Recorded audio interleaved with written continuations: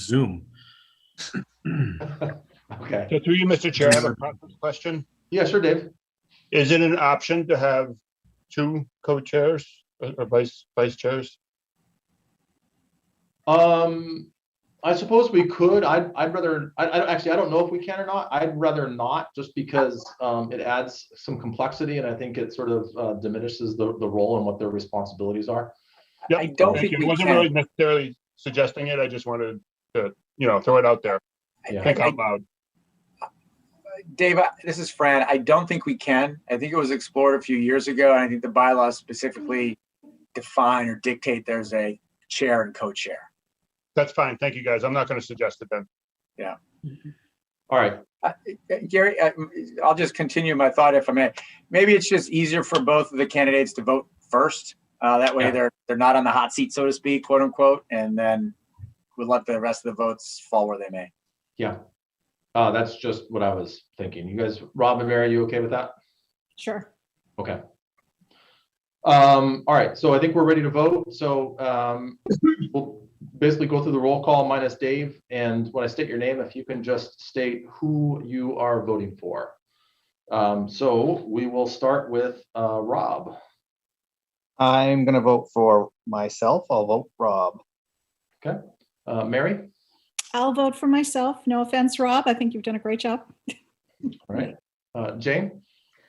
Okay, so my vote is, I'm really torn because I really, really love how Mary has managed the ZAC and taken it forward leaps and bounds from where we were coming from. And I really have appreciated Rob's contribution as the vice chair here. I think he's added some extra dimension. And from a selfish point of view, Mary, I hope you don't mind, but I really would like to see you stay in ZAC. And I'm gonna put my vote in with Rob because I think he's enjoying this experience and newfound, role that he's got here. All right. Thanks, Jane. Mary. Oh, no, so we already asked Mary. Sorry. Deb. You're muted, Deb. There you go. I think I'll put my vote forward to Rob. Mary's a close second. They both bring a different perspective to the planning board, but I do like the fact that Rob sort of comes at it at a different angle, and I look forward to hearing more from Rob. And I think the vice chair position gives him sort of some of that authority to bring that forward. All right. Sundar? My vote goes to Mary. I've had the good fortune of having served with her at the ZAC and seen her leadership up close and personal. Great admirer of her holistic thinking and decision making. So Mary it is. All right. Fran? Yeah. So I will, just say I think Rob's done a wonderful job as vice chair over the past year. His insights, his perspectives, really, I think, been a benefit to the board in general. I think Mary, the last couple of years on ZAC, has really elevated that role, and I would love to see her continue to kind of progress. And I think the vice chair position within the planning board kind of gives her that next level. So I'm supporting Mary on this. All right, so I guess that leaves me, and I generally don't like to provide a lot of commentary during the vote, but boy, this is a tough one. I have really enjoyed serving with Rob, and I echo some of the perspectives. I think that he's brought some unique and different perspectives, which is something that I think is so important to us as a board. I look at Mary and I look at the work that she's done on ZAC, and I think the potential to bring even more visibility to some of the zoning challenges and opportunities that we have moving forward. And I think Mary would be in a great place to serve this well. I think I'm actually going to vote for Mary here. So Mary, you've got my vote, and that leaves Mary with 4 votes and Rob with 3. So Rob, I can't again, I think that you heard a lot of the comments here. I think that incredibly valued in this board, and I think people really appreciate your perspective. You know, I look forward to the continued engagement over the next year and beyond. So, all right. So congratulations to Mary. And thanks everyone for the comments. I know this stuff is probably some of the most personal stuff we do, and it's hard sometimes, particularly when we know each other and we all put so much time in. So appreciate everyone's thoughtfulness as we work through this. So moving on to our next agenda item. At this point, I will entertain a motion to open the public hearings for the preliminary subdivision plans. We'll open both of them for, I don't know quite how to call these, but I think it's 190 Ash Street, 0 Chestnut, 0 Smith Road, all under Equestrian Realty Trust. Seconded or moved. So moved. Fran with the motion and Deb with the second. Yeah. Assuming no further discussion, we will vote. Mary, how do you vote? Aye. If you can just state your name too when you vote. Oh, sorry, Mary Larson Marlowe. Aye. Jane? Jane Moran, yes. Excuse me, Rob? Rob Benson, yes. Deb? Deborah Feinberg, yes. Sundar? Sundar Shivaraman, yes. Fran? Fran DeYoung, yes. And Gary Trendle is a yes. So just a couple of quick, is our applicant on here? Yes, Matt Cody from Bills and Thomas on behalf of the applicant. Hi, Matt. How are you? Good, how are you? So really quickly, because again, I know we've got a lot of public here. Let me just explain a few process-related items quickly. So first and foremost, these are both preliminary subdivision plans. And this is something that it's actually not required. And it's also not, it's not technically binding because a definitive subdivision plan is still required to move forward with the project. So I just want to point that out, that this is really just a preliminary subdivision hearing. And then secondly, I just want to make sure people understand these hearings will likely take more than one meeting. And while a preliminary subdivision plan we could technically review, we actually don't even have our assessment from our peer review engineering firm from Beta yet. So, and I know for all the people that are home, this will likely be a multi-night event. Not like town meeting where we're going to go consecutive nights, but where assuming we don't get through the discussions tonight, then we'll continue the hearings to a future meeting. Mr. Cody, question for you before we start. Given that both of these hearings are, or both of these subdivision plans are interrelated, would you prefer to talk about them together as one, or would you prefer to go through one and then the other? I leave that up to the board. We could do it either way. I know that, I mean, from the start, there's been kind of a request and a push to keep them separate, even though they obviously are related. But again, I defer to you guys how you want to do that. Okay. Let's do this. If the board's okay with it, let's go ahead and keep them separate, because there are separate maps and there's separate parcels for each. I will just say that they have a degree of interconnectedness. So just keep that in mind as we go through it, and hopefully we can avoid any substantial redundancy along the way. I will say, just for simplicity's sake, given that the naming convention can be a little bit confusing, maybe the first one we will call 190 Ash Street, since that one has Ash Street in the name, and the other one we'll just call 0 Smith Road, just to try and avoid confusion. Does that make sense? Yes, Jane, you have a question? Could he just give, or if Matt wouldn't mind, could you just give a 30-second overview describing the differences and then jump into one or the other? Seems fair. Sure. I guess, am I able to share my screen? That's probably the easiest.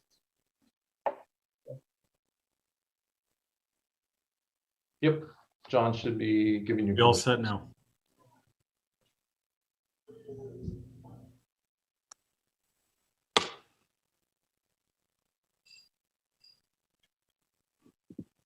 So if everybody can see that, we'll start with Chestnut or Ash. So what we're doing here is trying to prepare a preliminary subdivision on behalf of Equestrian Realty Trust to comply with section 5.2 of the subdivision rules and regulations and the Plan B checklist to provide a preliminary subdivision for parcel R25 lot 31, which is approximately 39 acres. It's just off Ash Street, and we'll go through, is proposed to go through Kimball Road, just off of Chestnut as well. It's in the agricultural zoning district, meaning the lots need to have a minimum frontage of 200 feet and minimum lot sizes of 60,000 square feet. The lots that's proposed have that. What we're also proposing, so it's a through street that's roughly 1,200 feet. It's a 40-foot right of way. So it's a 40-foot right of way. Would have a 22-foot wide paved length or width. And again, would extend from Ash to Kimball Road. We do have a schematic, I mean, obviously at this level of stormwater design, a series of catch basins and manhole. Hey, Matt. Sure. Sorry to interrupt you, but really quickly, I think just back to Jane's idea, and we'll get into a little bit more detail on this one, but do you want to quickly show the Smith Road application as well, just to ground everybody? And then we'll get into the details on Ash/Chestnut. So what we're doing is the chestnut was on this side, this parcel here. Smith Road is on the other side, and the reason why they're separated is because there's a N-Star electrical parcel in between them. That's why we've been keeping them separate. The crossing of that parcel happens during the Chestnut piece to get to Kimball Road. There is the owner of the property, the applicant has a existing license agreement to be able to cross this property with N-Star, which we're hoping to utilize again as part of the subdivision if and when we move forward with that. I know another reason for doing these plans again is either provide a subdivision or to freeze zoning. In this case, we're looking to freeze zoning for a future solar development. We met with the town staff back in April to go through what we were initially thinking regarding the solar and subdivision, but as a first step, these plans are being provided. Okay. So, I don't know if there's any other questions with that, or we get into a little bit more of the detail. You know what? Just that's funny. I was gonna hold off on questions until you get into the details on that. But given what you just commented, that sounds like with regards to solar, can you just elaborate a little bit more on what you meant by that and kind of just reinforce if the end goal here is solar in some capacity, then why we're looking at residential lots here? So the end goal is solar. We're looking to freeze the zoning of these lots, and to do that, this would be the first step, and as we move towards a definitive plan, because the solar development might be down the road a bit at this point. Okay. And sorry, I'm just going to probe a little further. So why do you need to freeze the zoning? Just like as a safeguard for if there's any other bylaws or regulations that that would be prohibiting solar coming down the road. potentially. Okay. And I should note that when was this application was filed Prior to town meeting.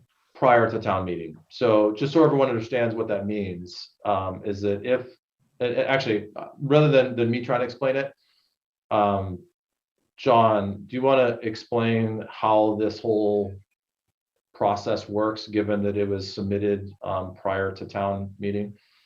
Sure. So when a subdivision plan is filed, it effectively freezes the zoning on the lots that the subdivision plan is on at the time of filing. So we experienced something as a board earlier with Franklin Road Solar, where if a special permit is issued prior to the first notice of a public hearing for zoning changes, they are grandfathered in. This is a little different methodology to kind of freeze the zoning. So if you file a subdivision plan prior to town meeting, the zoning is frozen on that lot as it stands prior to town meeting. So if anything is passed at town meeting, it does not affect the lot that was part of the subdivision plan. So if I could just translate, basically what that means is that the solar bylaw changes that we passed at town meeting that provide some additional requirements for solar development. As it stands, if we were to move forward with this today, then those bylaw changes would not affect this property if it were approved in this current form. So as of right now, since the subdivision plan was filed, the subdivision plan is effectively moot if need be, because the zoning is frozen on this lot. So yeah, the previously approved amendment to solar at this last town meeting would not apply to this parcel, whether or not this subdivision is approved. All it took was the filing. Okay.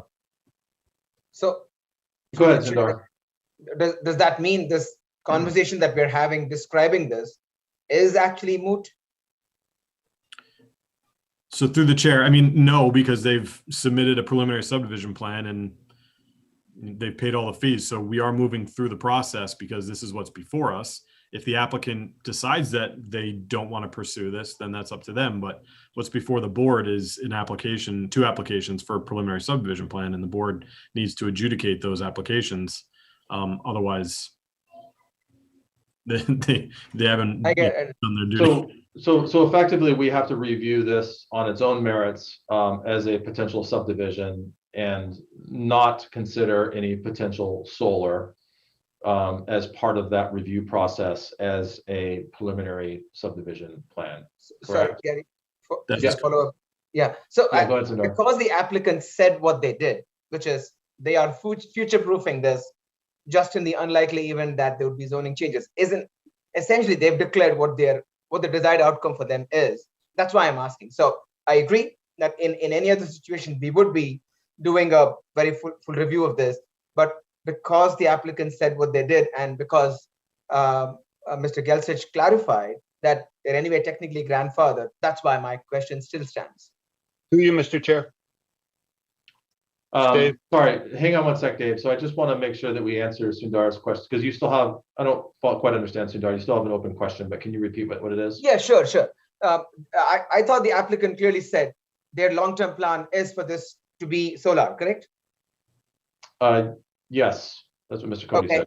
And Mr. Gelsich clarified that because the plan was filed prior to annual town meeting, in essence, that zoning is frozen for them. That means they could, whatever the applicant wanted, they have achieved that just by virtue of filing it before ATM. Correct. So that's where maybe there is a confusion in my mind. So if this was just a placeholder to freeze the zoning, then is that technically moot? The whole discussion is moot. That's probably where my confusion is. So maybe ask a question a little bit more specifically, John. So let's just say for some reason, so if the board were to approve this preliminary subdivision plan, or the board believes that it conforms to subdivision regulations, at that point, the zoning would be frozen. And would they have to go forward with a definitive subdivision plan, or could they at that point shift over to a solar special permit? So the zoning is frozen on the lot at the time of the filing. This could get approved, denied, whatever, withdrawn. Maybe not withdrawn, but maybe it doesn't matter what the outcome of the subdivision decision is, because the zoning is frozen at the time of filing. Mr. Chair, if you don't mind, Tom Reedy, an attorney with Bacon Wilson, here on behalf of the applicant. So just to put a finer point on what John had to say, in order to effectively freeze zoning, it is frozen at the time of the filing. And then what you've got to do within 7 months of filing that preliminary plan, you've got to file a definitive subdivision plan. And then you have to prosecute to completion that definitive plan. And if you're ultimately successful in the definitive plan, the zoning that was in effect at the time of the initial filing is frozen for a period of 8 years. And so this isn't, it's somewhat, this step here, you can deny it. It's relatively immaterial to the next step. Zoning is frozen. This is the process freeze, so-called. And then once we get through the definitive subdivision plan approval, then that zoning is frozen for a period of 8 years. So it's not just this and nothing else. We will be back within 7 months for that definitive plan to somewhat round it out. Sorry to interrupt everyone, but Okay. for some clarity. Thank you. That's very helpful. I appreciate it. Through you, Mr. Chair, if I may. You go ahead, Dave. So I have kind of like follow-on questions, two of them to Sundar's question and your question as well, Gary. We're all just trying to understand this process. So my questions are about process. So my first question is if it's more likely that it's going to be a solar plan, why didn't they submit that plan to us? Does the applicant want to respond to that? I can respond to that through the chair if you'd like. I'd love to hear it from the applicant. Okay. If your goal is solar, why not propose solar? So Matt, I'm happy to answer this if that's okay. Sure. Yeah. So as Matt alluded to at the beginning, this is a tool that developers use in order to freeze zoning so they know what boundaries, what bylaws that they're working with as they go through the design process. As you can all appreciate, there's a lot of different pieces to putting together any development plan, including a solar development plan. And so what we needed to first do was to freeze the zoning so that we knew the bylaw we were working with. And so that's why that preliminary plan was filed prior to annual town meeting. And so now we are working through kind of two processes. One is this preliminary plan to the definitive plan for the zone freeze. And then I would suspect that Matt is also looking at designing a solar project for these sites under that old zoning bylaw. So that's kind of the evolution of it, but we have to move through this process to freeze that zoning so we can actually perfect, so to speak, being able to file for the solar piece under the old zoning bylaw, if that's a... So through you, Mr. Chair. So hang on one sec, Dave. Hang on one you can second. ask the same question. Dave, hang on one second. I was just going to say, Gary, No, you hang probably on. can ask Hang the on. same question. Dave, Okay. Dave, please. I just want to respond to that really quickly. So what this feels like to me is a little bit of gamesmanship. It doesn't feel really good. Our new bylaws are through town meeting. And to be honest, it scares me a little bit that you're willing to go through an entire definitive subdivision plan to avoid the solar bylaws that are very, very important to us as a board and to us as a town. And I realize that that's the process that you have identified. But I'll tell you, to me, it goes against the interests and the intent of what we have done as a planning board over the past couple of years as we really wrestled with some challenging solar developments. So if that's your wish to continue to go down this subdivision plan with a following definitive subdivision, then we will do that because that's our obligation to do so. But I'll just tell you, my recommendation right off the bat, I'm guessing that the solar overlay was of concern to the group. That did not move forward at town meeting. I think the bylaw changes are very, I don't know there's some additional requirements there, but those are things that are very important to us as a town. So I'll just say this one time and I'll let it go. But I know that speaking for myself, I feel a whole lot better if rather than go through this whole definitive subdivision plan, which is really kind of a waste of time, in my opinion, that the applicant actually just comes back with what they propose, and we can review that under our through our solar review process. And I guess our response, respectfully, I think we have to get a better understanding of how that new zoning bylaw impacts this potential project.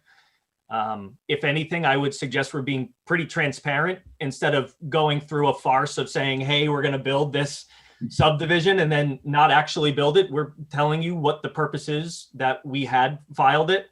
And then, yeah, I mean, I've been doing this for a while and I do it all across the state. And oftentimes it's better to, you get more flies with honey than vinegar. And so, working with the town and the planning board, but I think we just need to get a sense of how the zoning bylaw changes impact the project. And frankly, it's something we're going through now. And so I think, and I'll defer to maybe Matt if he's got a different sense, but I think our preference would be to continue to go through this process. If we do get to a place where we think, yeah, sure, this new bylaw is something we can totally comply with, and then we can withdraw. But I think that's where we're at the time. I mean, it's a tool given for predictability. Otherwise, I think that you would see less development generally, because developers wouldn't want to spend speculative dollars understanding that at some point, some 10 citizens could prompt a zoning change, obviously with 2/3 of the citizens vote. So we think it's a valuable tool, but we're not saying we're going to just push something through because we can. But this is the necessary first step to be even able to do the analysis. Yeah. So I appreciate your transparency. And I think that's a great point. I'd also say that as a volunteer, and speaking for 9 other volunteers and a really big community contingent that has interest in this, going through the full definitive subdivision plan for something that you don't intend to build is a colossal waste of time. So I'll stop there, but I'd really like to see you get through that review process and come forward with a proposal that is your best shot at conforming to our solar bylaw, which has been out in print for almost a month now. So Dave, sorry to cut you off earlier. Yeah, no, that's okay. Because I thought you were going to say the same thing. I'm going to say that's the only reason I was interrupting. But beyond that, I didn't fully get my question answered, and I just want to clarify it a little bit. So if they had filed for a solar array before the town meeting, wouldn't that serve the same purpose to freeze the zoning? If I could, Mr. Chair, if you don't mind. No, and as I think John had mentioned, so the way that 40A Section 5, the zoning change section of the statute works, and 40A Section 6, which is really the grandfathering provision, it's any building permit or special permit issued after the first publication of notice. And so once the planning board held its first hearing on the zoning bylaw change for the solar, if you were issued a building permit or special permit after that, then you're subject to the new bylaw that comes into effect. And so really there's like 2 effective freezes. One's an A&R freeze, one's a preliminary subdivision plan freeze, which is the one we're going through right now. But yeah, I mean, you could have said, except those, and I've seen it in towns, except those that are currently pending, like as a carve off, but I don't think there was, whether it was conversations or desire. So this is the route that we're going through. Okay, thanks. And this, through you, Mr. Chair, if I could ask my second question. Please, go ahead. Thank you. So I was just wondering if that road's going to exist for the solar farm. I would imagine it wouldn't. So why even put that road in there as part of this plan? And maybe I'll let Matt answer, but just so we're clear, is it the road that you see on the screen now, the road A, or is there a different road that? No, the cut across road that you plan on building. For you, Mr. Chair. The one across the license? Is that the one? Yeah. This one. Or are they two different things? Are we mixing up two different things?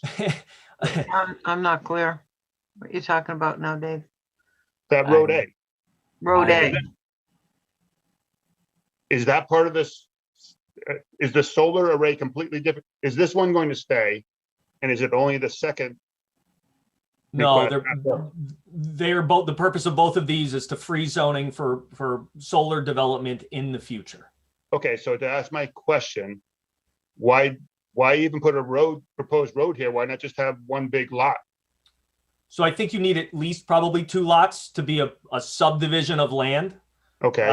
And so I think this was just the design that the engineers thought was the best design for this. And maybe to give you a little bit more money, I think that you might get paid on each lot that's shown on the plan. So. Okay, so I just through you, Mr. Chair, I'll just finish up real quick. I don't want to hog this whole thing, but yeah, it's just it's there, but it's not going to happen. Okay, probably. Okay, thank you. Thanks. All right. Other high-level questions. I'm really asking myself, do we even like what's the purpose of going into detail here? But you know, I think from a process perspective, we will do that. But are there other high-level questions from the board with regards to both of these proposals? Jane. Sure. So right now we're talking about the Smith Road lot. Do you plan, Matt or Tom, to make the same approach with the 190 Ash Street? Yes.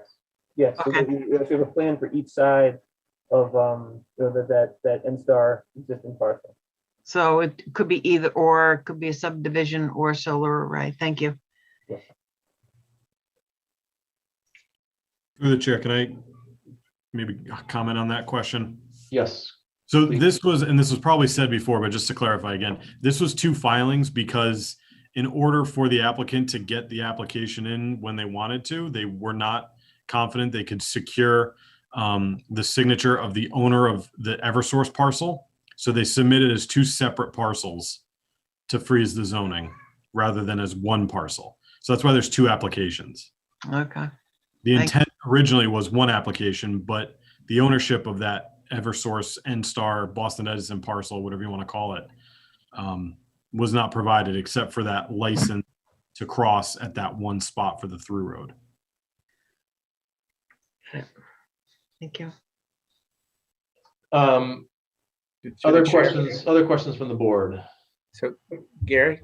Yes. So through the chair and maybe directed toward the applicant, but the filing for 190 Ash, and leave this screen up because I think it just shows the size and the breadth of the potential solar array that's being proposed, not necessarily just the one in the square, which is the Zero Smith grouping, but the one on the right-hand side, that whole open space, I think that's the combinations of lot 1 and 2, which if I'm reading it right, extends almost all the way down to South Mill, to those abuts those homes that are on South Mill. Is that my understanding with lots 1 and 2? These are big lots. Is that correct? Mr. Cote? Yes. No, I mean the solar array is, like as you said, is only preliminary. We don't have a formal design, but the intent is to freeze the zoning on all the property owned by the applicant, and see how that solar design shakes out. Yeah. So Fran, I think that. Yep. Yeah, you follow that. So the subdivision lots might be smaller, that freezes the zoning on the entire parcel. So without knowing more detail, yes, the solar array could extend down into that area towards those lots on South Mill.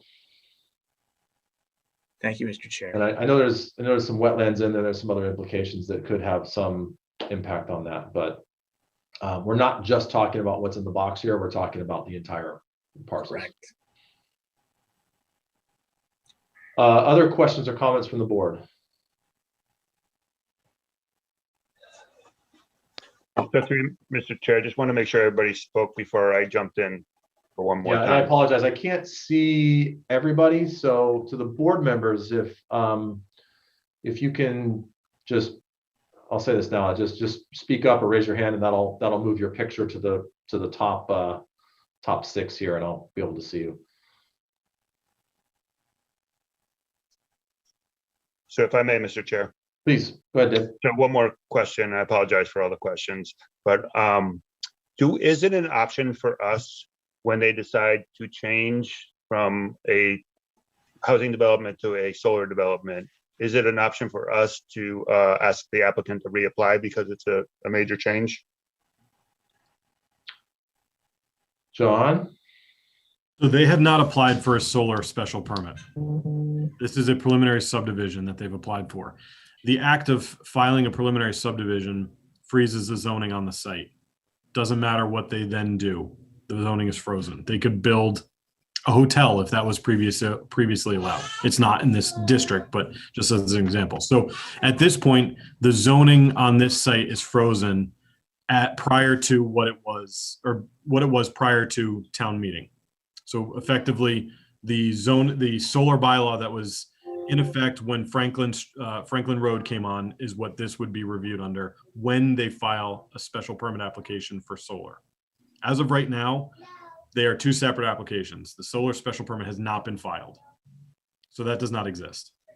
Okay, but to you, Mr. Chair, and John, so we don't have an option to avoid this freezing. At this point, no. The town's hands are tied because the state this is a provision that the state put forth. Thank you. All right. And I think, let's do this. I just want to take a pause or just see if there's anyone else from the board has any comments or questions about this approach. And then I think it's actually worth opening it up to the public for a few minutes because I don't think there's as much reason to go into detail on these right now, particularly given that we haven't seen Beta's assessment and report. So let's continue down the same theme. Through the chair. Yes, John. Beta did submit their letters, but like 4:30. So Phil is here if you would like him to speak to that, or we can hold off until another meeting. Let's hold off for the time being. I just want to sort of flush out any questions or comments with regards to this broader approach that the applicant has provided with us. And then as we get into the detailed applications, then I'm comfortable having Beta speak to their findings, and we can make a decision at that point as to whether or not we want to take more time to digest and process. I just have one small comment. Yes, Mary. So I understand the approach, the legal approach now. I mean, after lots of explanations of it. Thank you very much, John. And I strongly recommend that we proceed as if in our minds this is a subdivision, and go through that process. I do totally agree with you, Gary, that it's a waste of our time to do that, but nonetheless, if we are reviewing a subdivision and they eventually decide to actually build this subdivision, highly unlikely, but if they do, we have to do that justice, and we have to have the right conditions in place, and we have to have all of the potential review of the wetlands and everything else done properly for a definitive subdivision plan. Well said, Mary. I agree. Through the chair, this is Rob. Yes, Rob. Go ahead. So hypothetical question, even though zoning was frozen, if the solar overlay district, the town meeting passed with 2/3 vote, this would not be a possible solar project under that solar overlay district. Is my understanding correct? John, Through I'll the chair. defer to you on this. Yeah, through the chair. If the solar overlay passed at town meeting, this would not be subject to the solar overlay district because it was filed prior to town meeting. All articles approved at town meeting would not be subject, or this would not be subject to any articles approved at town meeting. Okay. Thank you for the information. All right, let's go ahead and open it up to see if any members of the public have any comments or questions at this point. I see Mr. Levinson at the top. So John, if we can unmute Mr. Levinson, and just two things. If you can state your name and address, and I do want to make sure we keep comments to 3 minutes or less. Okay, thank you very much. Bob Levinson and Maura McNamara, 13 Smith Road. I want to begin by thanking you all members of the board. I've been on boards in town, and I know your pay is not commensurate with your time, so I appreciate your effort here. It's too simple to speak against this because of the not in my backyard syndrome, even if it is literally in my backyard. So I'm speaking against it, whatever this looks like, not only as an abutter, but as a resident of Springwood and a citizen of Hopkinton. I'm asking the planning board to consider whether this gash in our community, in our neighborhood, in our backyards is consistent with the town charter and with the town's vision statement. And I'll take a minute to quote from both. Is it consistent with our values and desires to protect the unique features of the town? Does it preserve open space? Does it promote a healthy community? Does it reflect the attractive character of Hopkinton? Does it promote sustainability? Does it protect open spaces and natural resources and treasure, I'm quoting here, our beautiful and special places as they define our community identity and character? If the answers are no, then it should not go forward. If it still goes forward or goes forward without consideration for the area and for the residents that are adversely impacted by this gash, it makes a mockery of the town's charter and its vision statement. And I'll maybe talk to Mr. Kamalo about rescinding them. As an abutter, I would also like to know several things. What are the frontage requirements? What are the developer's plans to restore the gash to its natural state? How does the plan protect wetlands? And does the plan and the developer and council, et cetera, consider the human cost of whatever increased traffic we have in our neighborhood that's already filled with kids and with traffic? Do those involved in the project care about the safety of our children, and they feel it's okay to do whatever this is to put them at risk? I'd like answers to a lot of those. I hope I stay within my 3 minutes. Thank you. Yes, you did. And the questions that we can answer here, I think that a couple of things. There's a question about frontages and what they have. We can certainly answer that. The wetlands question, I would defer to Concom on that, and that will be a necessary process here as well. Are there other questions specifically, Mr. Levinson, that we can address now? I'd like to go back to the questions about, is it aligned with the town charter, as I mentioned? I'm not getting the warm and fuzzies from how this whole project started out. And so I'm not hearing direct answers to direct questions, but excuse me, does it align with the town charter? Does it align with the vision statement, the open space, the healthy community, all that? How does this project possibly align with what we're trying to achieve as a community? Yeah. So, I'll tell you what, I'll take a shot at that one first, and then we can get to the frontage questions. And I will say, just in complete transparency, the charter, there's a lot of different things that you can pull, that we can all pull out of that, and that represent different things. So I don't think it's a simple answer as yes, it aligns with the charter, or no, it doesn't. You know, I hear your concerns, and as someone personally that's been impacted by some pretty big developments that are very near to my house, I understand that. At the same time, I'd also say that it's really hard for us to assess that without having more detail here. At the end of the day, what they're proposing as far as 7 more lots is potentially very much in line with the existing Springwood neighborhood. So just to be candid, I'd have a hard time saying it's not in line with the charter without saying that the Springwood neighborhood is not in line with the charter, because from what I see, what they're proposing is very consistent with Springwood. That's a very early sort of response or reaction. Like I said, the charter's a tough one to interpret in some ways, but it doesn't feel drastically different from other things that are in that vicinity. Through you, Mr. Chair, can I respond to that question as well? Please, go ahead, Dave. So, correct me if I misspeak, but the charter doesn't have anything enforceable in it. So our job as a planning board is try to come up with zoning bylaws that help with that charter. And one thing that we're speaking to this in two different pieces, and I can't speak to the housing development piece, but speaking to the solar piece, we put forth through the town meeting a zoning proposal for a zoning district, which would have possibly prevented this solar from happening, and it wasn't supported by the town. So there's really not much more we can do as a planning board.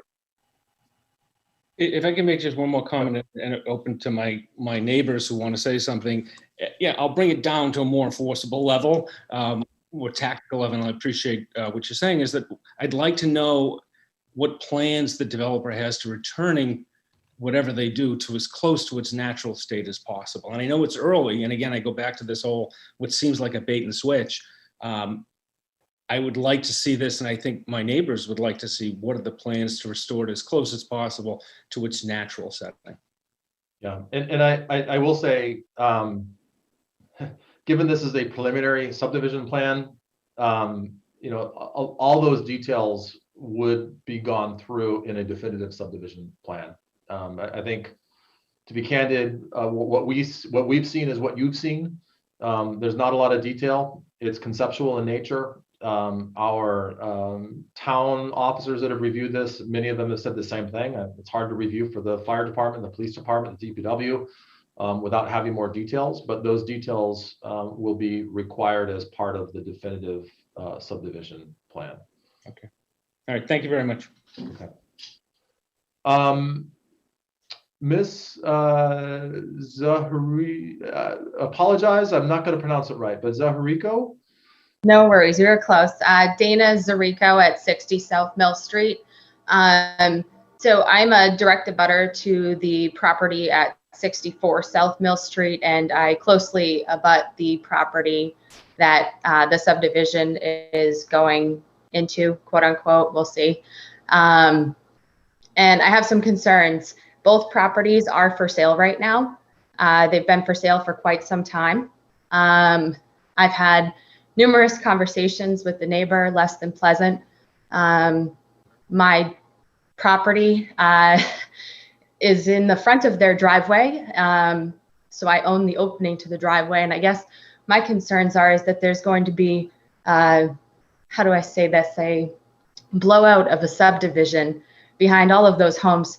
And there'll be massive traffic over into South Mill Street going right down next to my property. Being new to Hopkinton, I've been here since November. It doesn't make me feel good to be here.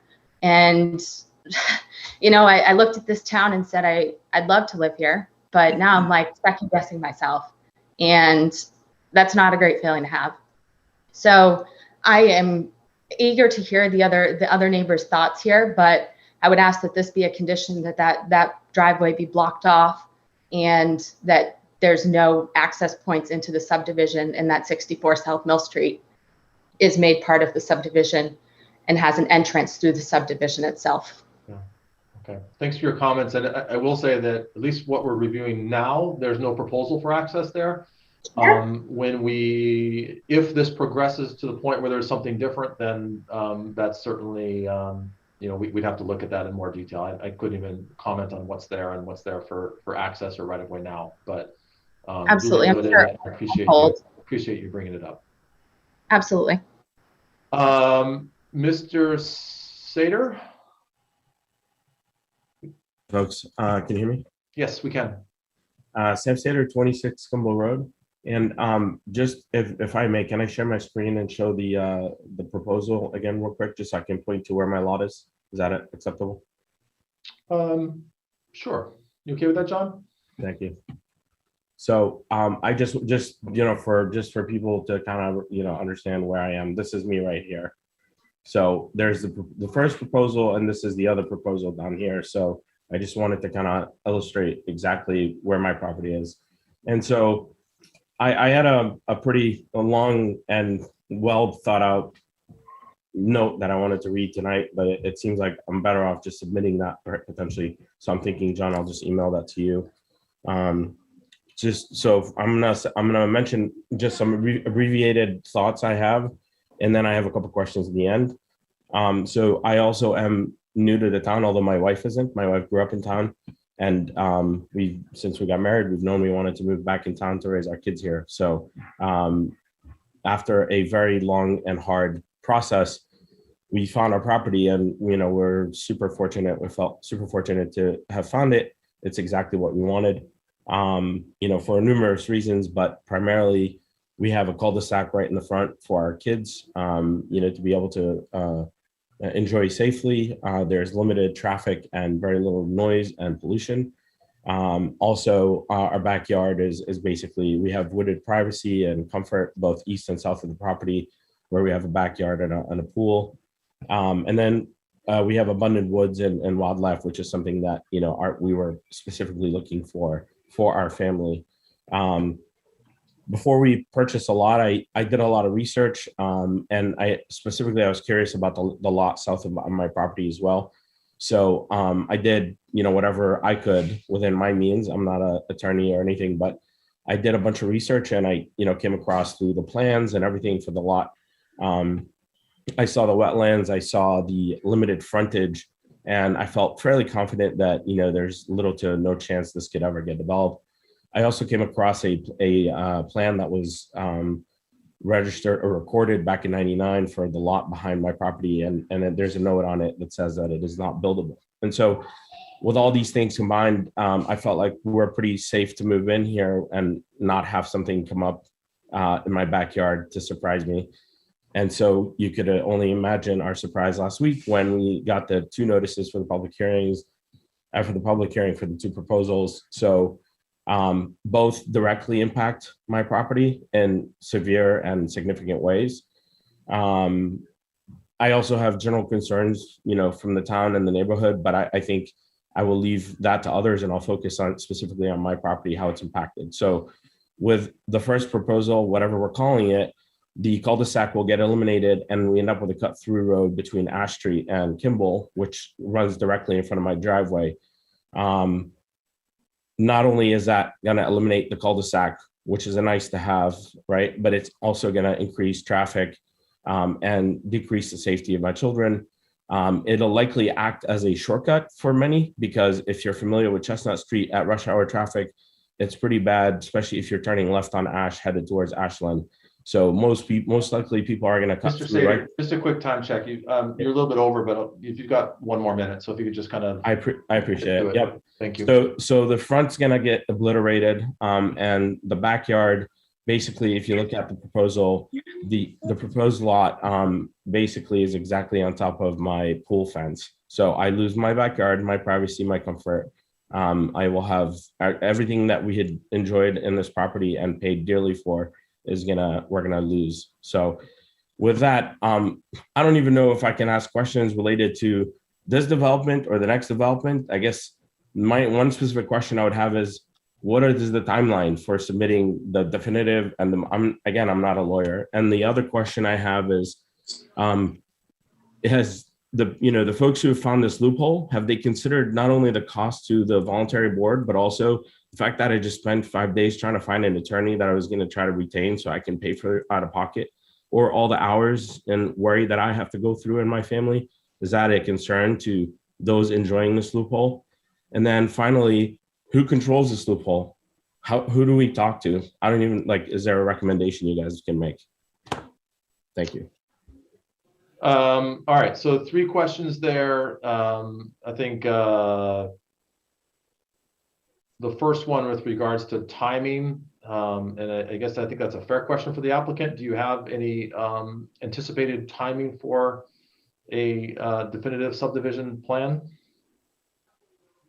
Man, I don't know if if you know the answer to this, I know, well, we've got, Mr. Chair, 7 months from the original filing. That is the outside date to have to file it. And so I think it was filed in April. So we're looking at 7 months from them as the outside date. Now, as I had mentioned, we're going to take a look at the current zoning bylaw, most recently passed, see if and how we can utilize that. And, maybe a definitive plan happens, maybe it doesn't. But as far as timing goes, and I just want to be sensitive. So there's kind of two timing pieces. There's that definitive plan timing piece, which is the zoning freeze aspect. But then there's also likely folks wondering about the solar aspect. And I think for the solar piece, based on the conversations I've had, it's much too premature to know exactly what that design is going to look like. So I think all we can answer is the definitive plan, and you're 7 months from April. So November-ish, I think. If I may, can I have just a follow-up on that? Is there? Sure, please. Sorry, if I may. So, but that's 7 months just to submit the definitive. So, and so whatever you submit at that point, is that the last thing that you can submit to try to avoid this zoning loophole? Or can you just continue submitting stuff until you decide eventually you're going to submit the real deal? At which point I have to then figure out what does that do for me? So if you don't, through the chair, I mean, I'm happy to answer, but if you want to, as long as it's through you. So that will be, so we're clear, we're going through a subdivision process now. And so we filed a preliminary plan. It is reviewed, we get feedback. It really allows, traditionally in the subdivision context, it allows folks to tweak and fine tune their subdivision plan. So when they do come in for the definitive plan, they have taken all the feedback from the planning board, from the other town departments, so they have a definitive plan that can be approved. So in, let's say November, let's say late October, we file for the definitive plan. That would cause a process where we would go through the definitive subdivision plan approval. That is separate and distinct from any solar development that may happen on this land. And so there would be a separate process through the planning board for any solar approval, which is separate and distinct from the subdivision. And I hope, just so we're not conflating both of those, one is it freezes, as the law says, and I will take a little bit of a step back and say, it's not a loophole. There's case law on it. It's utilized relatively often, but it freezes the land shown on the plan. And that's the process we're in right now, but it has nothing to do with the use of the land that is shown on the plan. And so that's that other step. And Sam, I don't know if I'm. I can summarize. Basically, you're saying it's law, not loophole. You're saying it's going to take 7 months. You have 7 months to submit a definitive, but that could be for another subdivision of residential that follow on to this one. The solar thing could be indefinitely some other time. We don't know. So go ahead, Tom. Technically, yes. What you see practically, though, is you've got these lots shown. The definitive plan will be based off of this plan, so those lots shown. And then technically, if that's approved, you get 8 years under that previous zoning. So at any time within the 8 years, you would be able to file for that solar permit.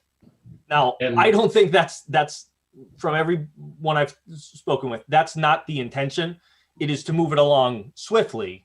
But just so you understand kind of the parameters that we're working within, that's what it is. And I think it's worth noting too for folks that, if any of you were not at town meeting, and I think we almost have more people here than we did at town meeting. But the primary focus for the new solar bylaw is actually to increase privacy screening. So that's one of the things that's so important to us, because we've seen some examples where this hasn't gone well. We built a lot more into it that ensures year-round screening, site level analysis, noise analysis, and really trying to do everything we can to make a solar proposal or a ground-mounted solar, commercial solar development kind of disappear into the woods and not have impact on the abutters. So that's one of the reasons that I'm pushing as hard as I can to the applicant to just move forward with the solar special permit, because then we can review this for what it is. And I think at least thus far, a lot of the concerns that have been brought up, I think that a lot of those concerns go away if this was a commercial solar application. Doesn't mean that new issues won't be brought up, but I just the intent of those bylaw changes, and we haven't fully tested them out yet because we haven't had any proposals come through, but the primary intent of those bylaw changes is to dramatically improve the screening and effectively minimize or remove the visual impact of the solar project. So let's move forward. Mr. Ferencz? Actually, I had two more questions, if you don't mind, that I had asked. Sure. Okay. So your other questions were one, does at least one of them I'd like answered is the cost to the community, including myself. The other one was controlling the loophole, which I think I sort of understand now. Okay. So, but at least, I'd like to get the thoughts on the cost to myself individually as a person trying to protect my property, and now faced with multiple years of uncertainty, I guess, while I figure out how to protect myself. And the cost to all of us, and myself included. So I'm curious. Well, that's a question for the applicant. Do you have a response to that? Boy, there's a lot of layers to that. And I guess quite candidly, I don't know how to answer right now, Sam. Maybe we open up a dialogue. Maybe that's one of the best things, and see throughout the process if there's a good way to find a middle ground. I mean, I can't say, is it? Yeah, I mean, we're all humans, right? So we're trying to balance a lot of different things, and it doesn't come down to just like a simple numerical calculus to say this is what we're doing and this is not what we're doing. And so, why I said there's a lot of layers there. I think it's a difficult question just to answer and say, well, here is the cost.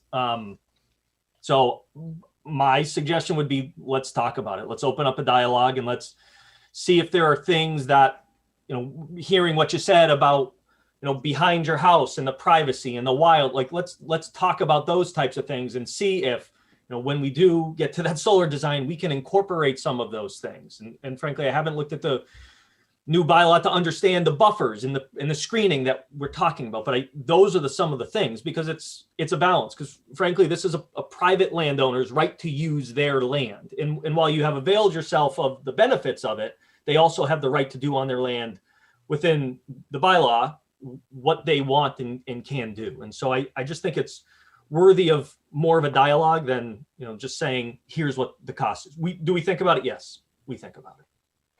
So I know we're going to have a lot of dialogue through the public hearing process. If people wanted to reach out to you and have some conversation away from this public hearing process, Tom, or Matt for that matter, how would you like them to get a hold of you? And I don't know if it's easier to route that through John or. Yeah, I think at least, Mr. Chair, the first few just go through John, and then how I've seen it, and probably you've seen it, then they kind of go off on their own, and discussions just start to happen. But I think at least through John for the initial conversation, that would be the best. And then we can take it from there, if that's okay. Okay, that's fine. Mr. Ferencz? Yes, Brook Forensic, 15 Smith Road. I think to echo, a lot of my neighbors here, I think we've all got similar concerns.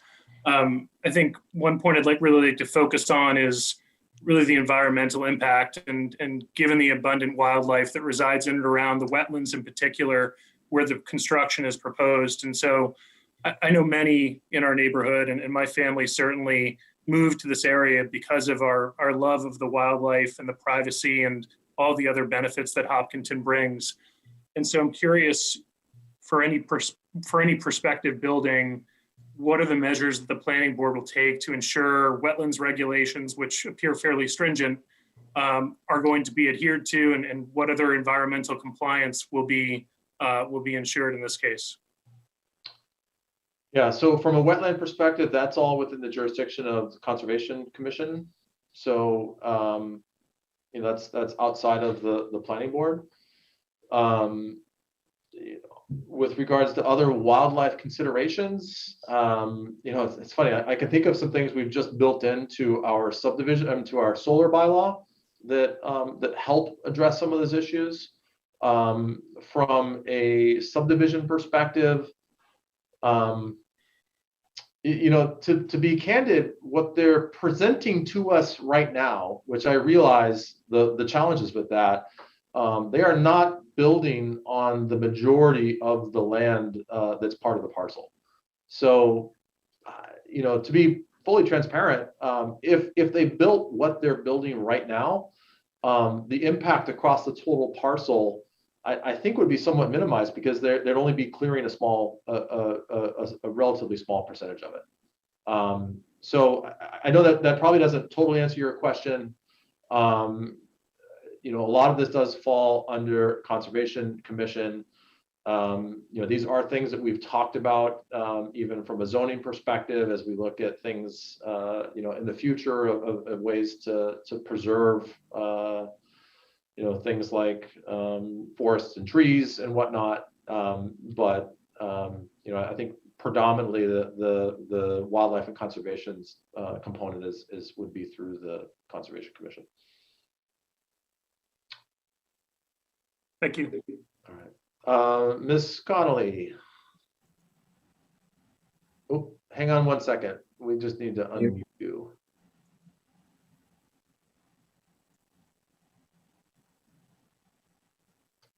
Hi, I'm Laura Connolly. I'm at 188 Ash.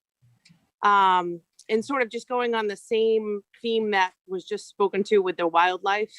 So we are abutting 190 Ash, where they're proposing this road that may or may not exist. But I would say on a regular basis, like at least 3 nights a week, there's a herd of deer that come through and follow where that road will be to cross Ash Street, because there's an active stream that runs all the way down this hill. There's turkeys, foxes, all that goes through there all the time. So just curious about the process in general and sort of how that overlays. And, I understand that maybe this is not going to be a residential subdivision, but if it's going to be a solar, that's probably still going to impact that environment. I'm just curious about the process and how we can still be involved and communicate what's happening here day to day. Yeah, so from a communication perspective, at the conclusion, or as we wrap up our discussion tonight, we will actually take a vote as to how we continue this discussion with dates and times, and certainly encourage people to continue to follow along. And everything we do is through the public hearing process. So the planning board is not involved in any discussions or whatnot behind the scenes. Everything we do, every piece of material that we have is available to the public as well. So, from a process moving forward, I think we've already kind of outlined that. This is a preliminary subdivision. At the conclusion of this, the applicant would likely move forward with a definitive subdivision. For a subdivision itself, if they were to move forward with a solar, then that would be a different application process at some point in the future. So it would just be following through the planning board's minutes and agendas, and then just showing up for those public hearings? Planning board and Concom as well. Okay. Thank you. Deb, I see you raise your hand. Did you have a comment? Yeah, I just wanted to ask a question, Gary. Is this too early to have a walk? No. And we'll get to that. I just wanted to work through this first round, and we'll talk more about that. But yes. Yeah, I thought it would be a good opportunity to create a little bit more community and knowledge of how the roads actually go. Yep. I agree. Mr. Cooper. We'll unmute you. All right, you're on. Can you hear me now? Thanks. Yep. Appreciate your time. I think from the beginning, this is. Sorry, Mr. Cooper, if you could just state your name and address. Michael Cooper, 25 Smith Road. I think this has been a process that clearly subvert the will and the wants of the town by trying to avoid the new bylaws that went into effect. I mean, based on timing of this filing, based on this ridiculous plan that clearly had no intention to be ever built, I just think really it's a waste of time for the board and for all of us as neighbors to have to go through this whole process if this is clearly not the intention at all. I also think, just to bring up, most of us as abutters also got a letter back in March regarding a plan for forestry back there, which a lot of us followed up about. Clearly, again, one more thing that was just done has nothing to do with the plan. No one was really willing to give us any information when that happened back in March. So I just think from the beginning, Mr. Reedy said a little while ago, maybe it opened up some communication. I think that should have been done first with the neighbors. I think just how they've gone about this process has been really, really deceiving from the beginning to all of us in the neighborhood. So I think that needs to be addressed one way or the other. I guess my next question is related to when they filed the definitive plan. If that plan is denied, do they then lose the freeze on the zoning? Or is that an option, or is it just by filing that plan, does that hold that spot for 8 years? Yeah. John, do you want to confirm? I think I know the answer, but I'll defer to you. So I was going to actually quote this when Mr. Sater asked the question, but there was case law for, let me find it, Kindercare Learning Centers Incorporated versus Town of Westford. And this is cited in a document that the state of Massachusetts puts together regarding grandfathering. And this is specifically talking about freeze protection for subdivisions. And it says the freeze protection is not contingent on the approval of a subdivision plan or the success in the appeal of a disapproved subdivision plan. And although this interpretation has the effect of rewarding sham submissions of plans solely submitted to secure a zoning freeze, the remedy is the legislature, which means that the remedy effectively is the state legislature of Massachusetts needs to change the law to not allow that. And so just to answer your question, Mr. Cooper, doesn't matter if the definitive subdivision is denied. The lot's zoning is still frozen. Okay.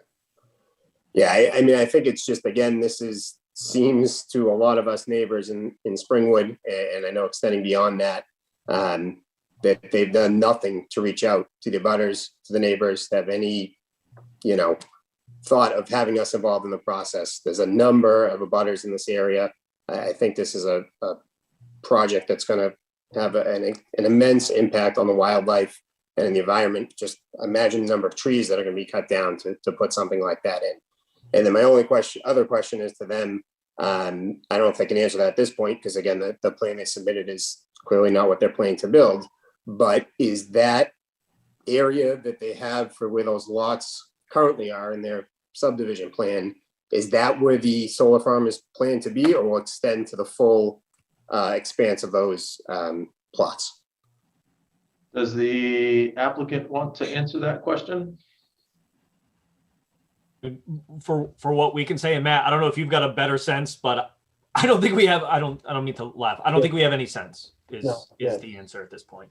I mean, there's a lot that goes into it. So it's wetlands, obviously. It's staying outside of buffer zone, jurisdictional areas, figuring out if there's any data layers on the map, figuring out topography. I mean, there's a lot that goes into it, which goes back to one of my first comments of why these freezes happen, to allow the balance of the engineering to happen. So, I would suspect that the dialogue will start. I mean, I've heard what everybody's been saying here, and I'm a firm believer of getting together and talking about things.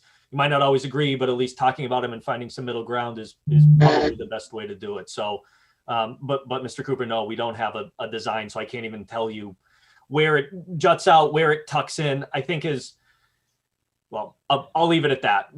I'll leave it at that. I mean, I appreciate the laugh, because honestly, this whole thing is kind of laughable to me. That the developer would come into this not taking into account the abutters at all. But thank you for your time. Yeah, I will just say, this is a lengthy process with a lot of public input. So for developers, if they wish to reach out to people ahead of this process, that's their choice to do so. But I think that rarely happens, and I think that they rely on this public hearing process to do much of that. So I'm not, like I said, I realize this is controversial, but as anyone that's been through some of these hearings in the past knows, this can be a lengthy process with a lot of discussion and input. Mr. and Mrs. Mace or Macy? That's close enough. Yep. I'm Don Mace, 28 Kimball Road, and I'm also one of the abutters to the development that's being proposed here. A lot of what Mike just said is why I raised my hand. It does strike me as this entire first proposal is disingenuous, and it is intended to basically give you a backdoor into getting a solar farm in place. I don't know if the law allows this, but as a citizen that's going to be directly impacted by this, I'd rather see this first proposal withdrawn and submit the solar proposal that you really want. It certainly would strike me as more honest and above board with the rest of the people on the board, and certainly for the neighbors here. If there's no intention of putting the through streets, I'd like to know that. That really weighs on my stress level. I know it weighs on Sam's stress level. We don't want cars zipping by when we went out of our way to buy property on cul-de-sacs. So, be honest with what you want to propose. I certainly think that the board would look favorably on an honest proposal versus what it appears to be from everything that I've learned here tonight. And resubmit the solar one that is your real intention. And that's all I had to ask. All I had to add. Thank you. Okay. Thank you, Mr. Mace. Okay. Let's go ahead and let's continue the dialogue a little further. I think what I'd like to do is just we've never actually. So for those of you that maybe haven't seen it in our meeting packet, we have a public hearing outline that we follow. I think I'd like to do really 3 things tonight. One is we'll get through the staff report. 2, I do think it's worth hearing Beta's comments. I know we haven't had a chance to review those, but I think that's worth at least hearing. And then third, I do think it's worth scheduling a site walk for the property. So those are kind of my 3 remaining objectives for tonight. We're a little over time already, but again, we've got a lot of people that have a lot of interest in this. So let's go ahead and get through those 3 steps. John, do you want to go ahead and summarize your staff report? Sure. So this wasn't a very in-depth staff report. Got a few comments from Fire, Board of Health, and Water Department, but those were directed towards a preliminary subdivision, which is really the only thing before us at this time. For the board, the preliminary subdivision just needs to comply with the subdivision regs, and that is what the decision is based on.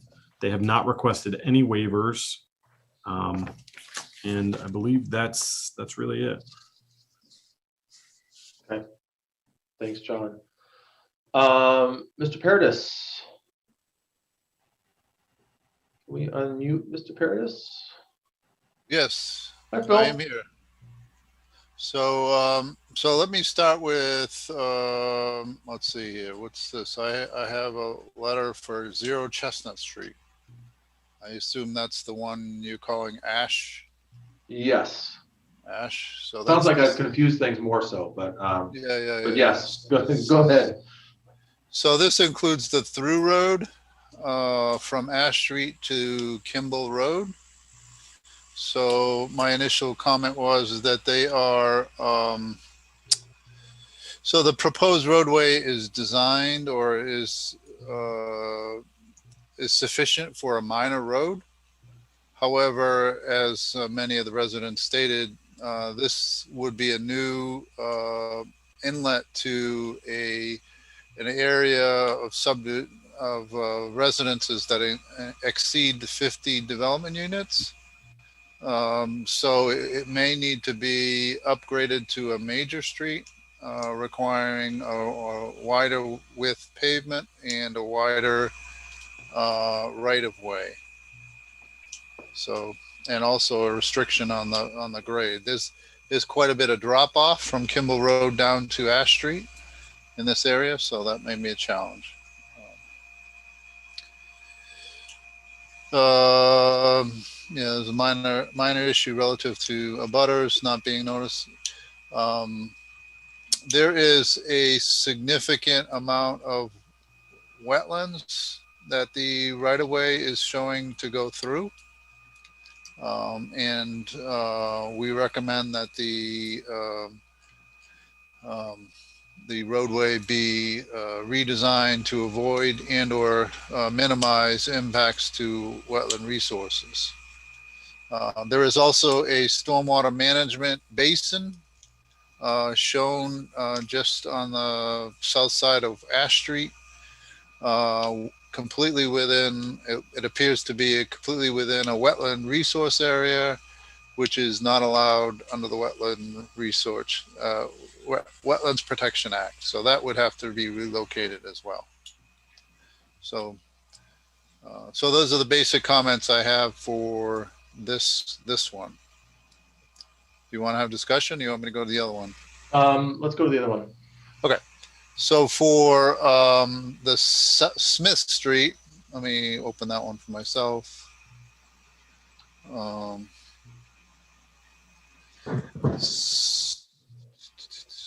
Smith Road, the plans.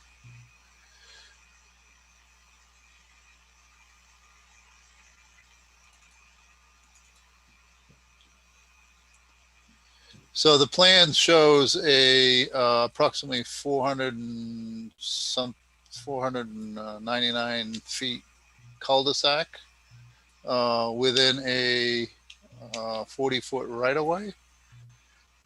So the comments I have for that.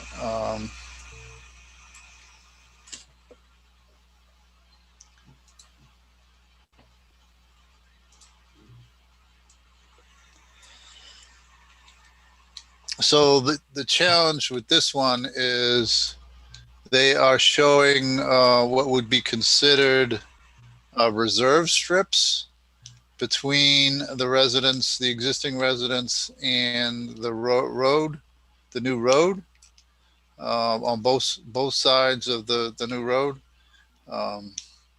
The interesting thing is that if you take away those reserve strips, then it puts the two residents on either side in non-conformance with front yard setback requirements.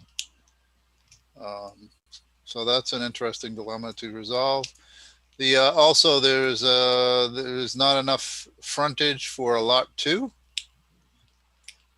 And then on lot 2 there is a stormwater basin related to the Smith Road development that is on that lot, and in order to get access to any residents as the property lines are drawn, would have to modify that basin. And also the proposed house is shown between that basin and a wetland. I don't know what the dimension is, but it's not a whole lot. So they're really within the 50-foot really no touch zone that the Conservation Commission really holds to. So I think this is a very challenging development. I don't know if it's I don't know if it can sustain 2 lots on this the way it's drawn, but yeah. So those are the comments. Okay. I think given that those literally just came in at 4:30 this afternoon, Phil, I appreciate you sharing those with us at short notice.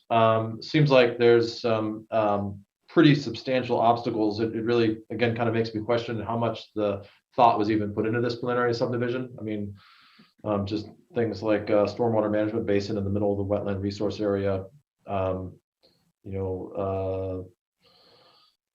size of the road, frontage issues, those kinds of things. Let's go ahead and do this. And I do think that if the applicant is going to move forward with this in some capacity, they are going to need to address and work with Beta to address those issues that are raised.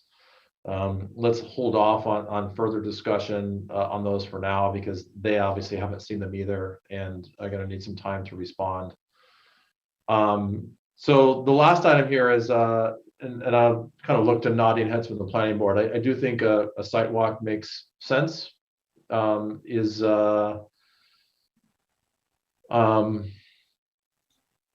shaking his head no. No site walk, Dave? Oh, we need Muted, Dave.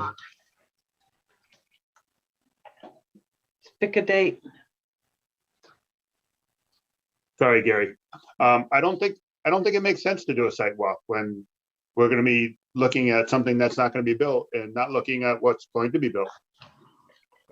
Yeah, I hear you. At the same point, we still have an obligation to review this for what it is. We have to do our due And diligence. at the end of the day, if this goes through and it were approved, they could build what they're stating. And I think we have that obligation. And I know that for me, it would be super helpful to see some of these things, and just even to the issues that Beta raised. I think it's helpful to see those firsthand. Understood. Thank you. And I will attend. I guess what I would just ask is that we have a second one down the road. Sidewalk? Yeah, down the road when if they go forward with the solar. Oh, yeah. Okay. All right. So typically we do these on Saturday mornings. To the applicant, and typically it's helpful to have you there. You don't need to be there, but it's certainly very helpful. Is there a Saturday morning in our near future that would work for you?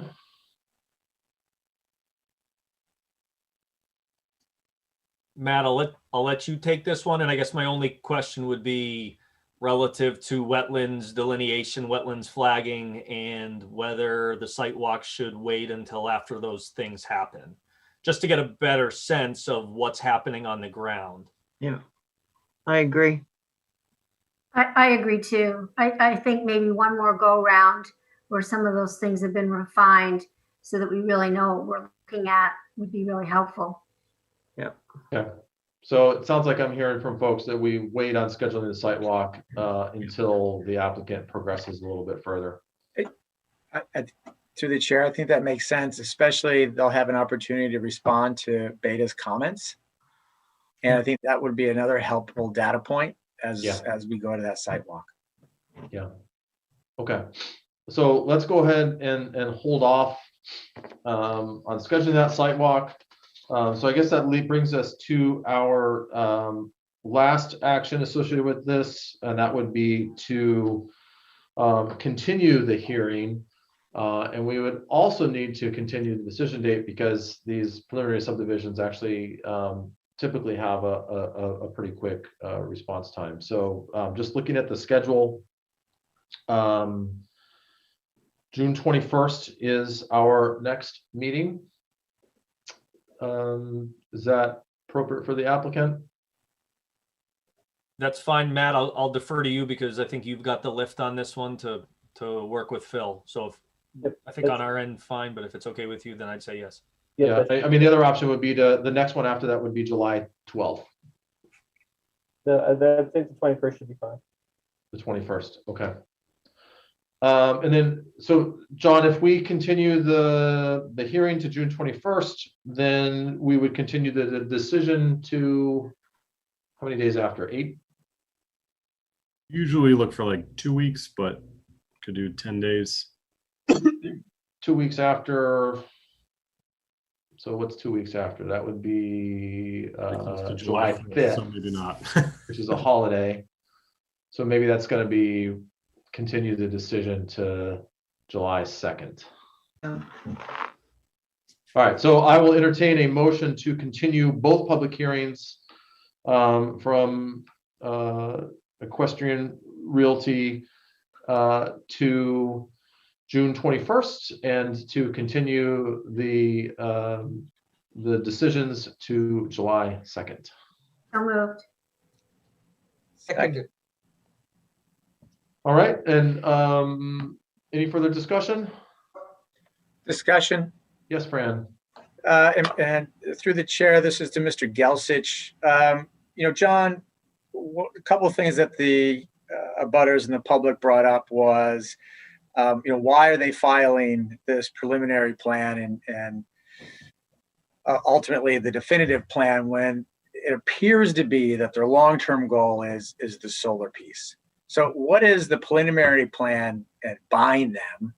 And I think that would be helpful to kind of understand that a little bit, and for any members of the public that are still on, to give them some sense of, why they went through this process. And maybe you defer that question to the applicant, but I'd like to hear it maybe first from you. Sure. So if they knew that they were going to go for a special permit for solar and the zoning was going to change at town meeting, they would have to have been issued the special permit prior to the first public notice of the planning board's hearing on the articles to be changed. That was January. Yeah. So by filing the preliminary subdivision and then a subsequent filing of the definitive subdivision, that would freeze the zoning at the date of the filing, meaning that they could then apply for a special permit on the zoning that was in place when they filed, not the zoning that was changed at town meeting, but the zoning that was in place when they filed for presumably the next 8 years. So, and Fran, sorry, John, if I could just add on to that. And I'm just saying hypothetically here, but we don't always see a preliminary subdivision plan. The reality is that the lift to submit that preliminary subdivision plan is much lighter than a definitive. So in theory, they could have just submitted a definitive subdivision at the same time. But in reality, that would have required more work and would have been a more comprehensive review, as opposed to this route where they can get some initial feedback, take that feedback and go and incorporate that into the definitive subdivision plan. But I think that the preliminary plan was likely, and the applicant can choose whether they want to confirm this or not. It was just a faster means of getting something in prior to town meeting. Yeah, I mean, you've got it. And I think given the overlay, as was mentioned, I mean, that was a real concern, because that would have, without more, stopped the project.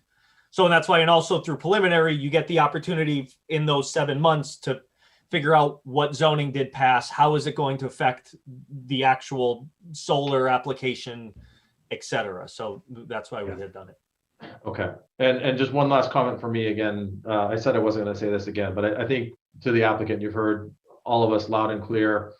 I think this would be a much more straightforward process to review a solar proposal as opposed to the subdivision plan that apparently has at least initially a lot of challenges associated with it. So I know that you've got to take some time to go back and process, but I think that hopefully that's pretty clear from us as board.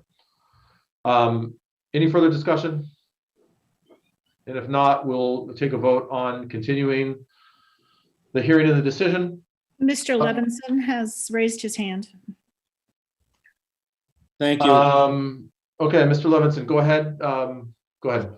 Yeah, I guess just to emphasize, I appreciate what Mr. Reedy said, and I look forward to positive conversations, interactions, but it's starting out, as we're saying, we're talking transparency, and it was a bait and switch. So now we're supposed to say, okay, now we're going to be open with you and collaborative and have a conversation. And it just doesn't feel right and smell right. And I'm hoping that it goes better from here, as we've all been saying. It wasn't there. Now, all of a sudden, we're supposed to say, oh, great, we'll we'll have a conversation. When it starts off like this, you're on your guard. I just want to emphasize that. All right, thank you. All right, we're going to go ahead and move to our vote on continuing the public hearing to the dates previously described, June 21st and July 2nd. Mary, how do you vote? Mary Larson Marlowe, yes.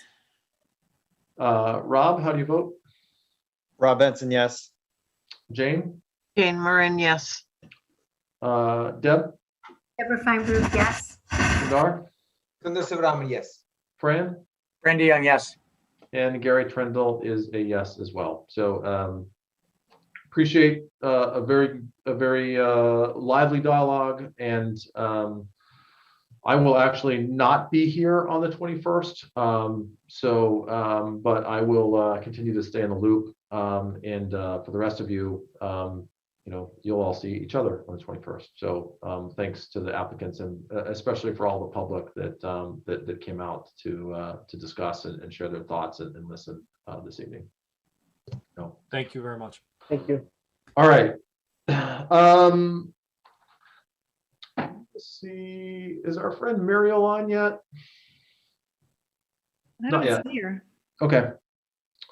We've got a couple of other administrative things to take care of tonight. The first is I did want to circle back on our subcommittee updates and just a quick progress report on how things are progressing and moving along, as we're almost halfway through the year. So let's go ahead and hit on those first. So for the affordable housing working group, do you have an update for the board? So Sundar and I are the Affordable Housing Subcommittee now that Muriel has left. I think we may try to invite her to a few subsequent meetings. We'll see. Nonetheless, we have not met in a while, what with the preparations for town meeting and all of that. What we propose is summarizing in writing over the summer what our findings are and what our recommendations are for the planning board. And then, be able to take it from there, and whether or not the subcommittee continues in its current form or another form. But if we can then get recommendations from the planning board, then we can continue from there. So we don't have anything else to report at this point. Okay, thank you, Mary. The OSRP working group. Fran or? Yep, I can jump in, Rob. Feel free to kind of add to it. We actually met a couple weeks ago prior to town meeting. Feels like ages ago. We had half of the group there. We were missing a couple of the members, so we need to kind of reconvene and get some additional input from Steve Lewandowski, amongst others, in order to kind of move this thing forward.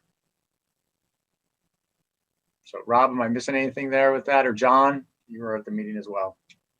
No, I think you summed it up nicely. We just got to basically lay out some action items for the team and carry out the mission. Okay. And then the last one on the pedestrian connectivity discussion, we did meet a little over a week ago. I'll confess, I think we're all kind of having the same problem here. I think we've had some good discussions in the pedestrian connectivity group. I think a couple of quick updates. One is that we are moving forward with a pedestrian connectivity survey, and that's item is actually on me to get back to the group. I have a draft started and just haven't finalized that yet, but really want to use that as a starting point to understand public input and preference for the types of connectivity they're looking for, how they use non-vehicular connectivity, and use that as a basis as we explore how to improve pedestrian connectivity in town. So that's something that it's at the top of my list. I think in the next couple of days, I'll have a draft out to our working group. And our hope is that we can field that in the next month or so to the community. The second update, we had a lot of discussion as to whether or not we would want to engage with the Conway School of Design to help us with this project. John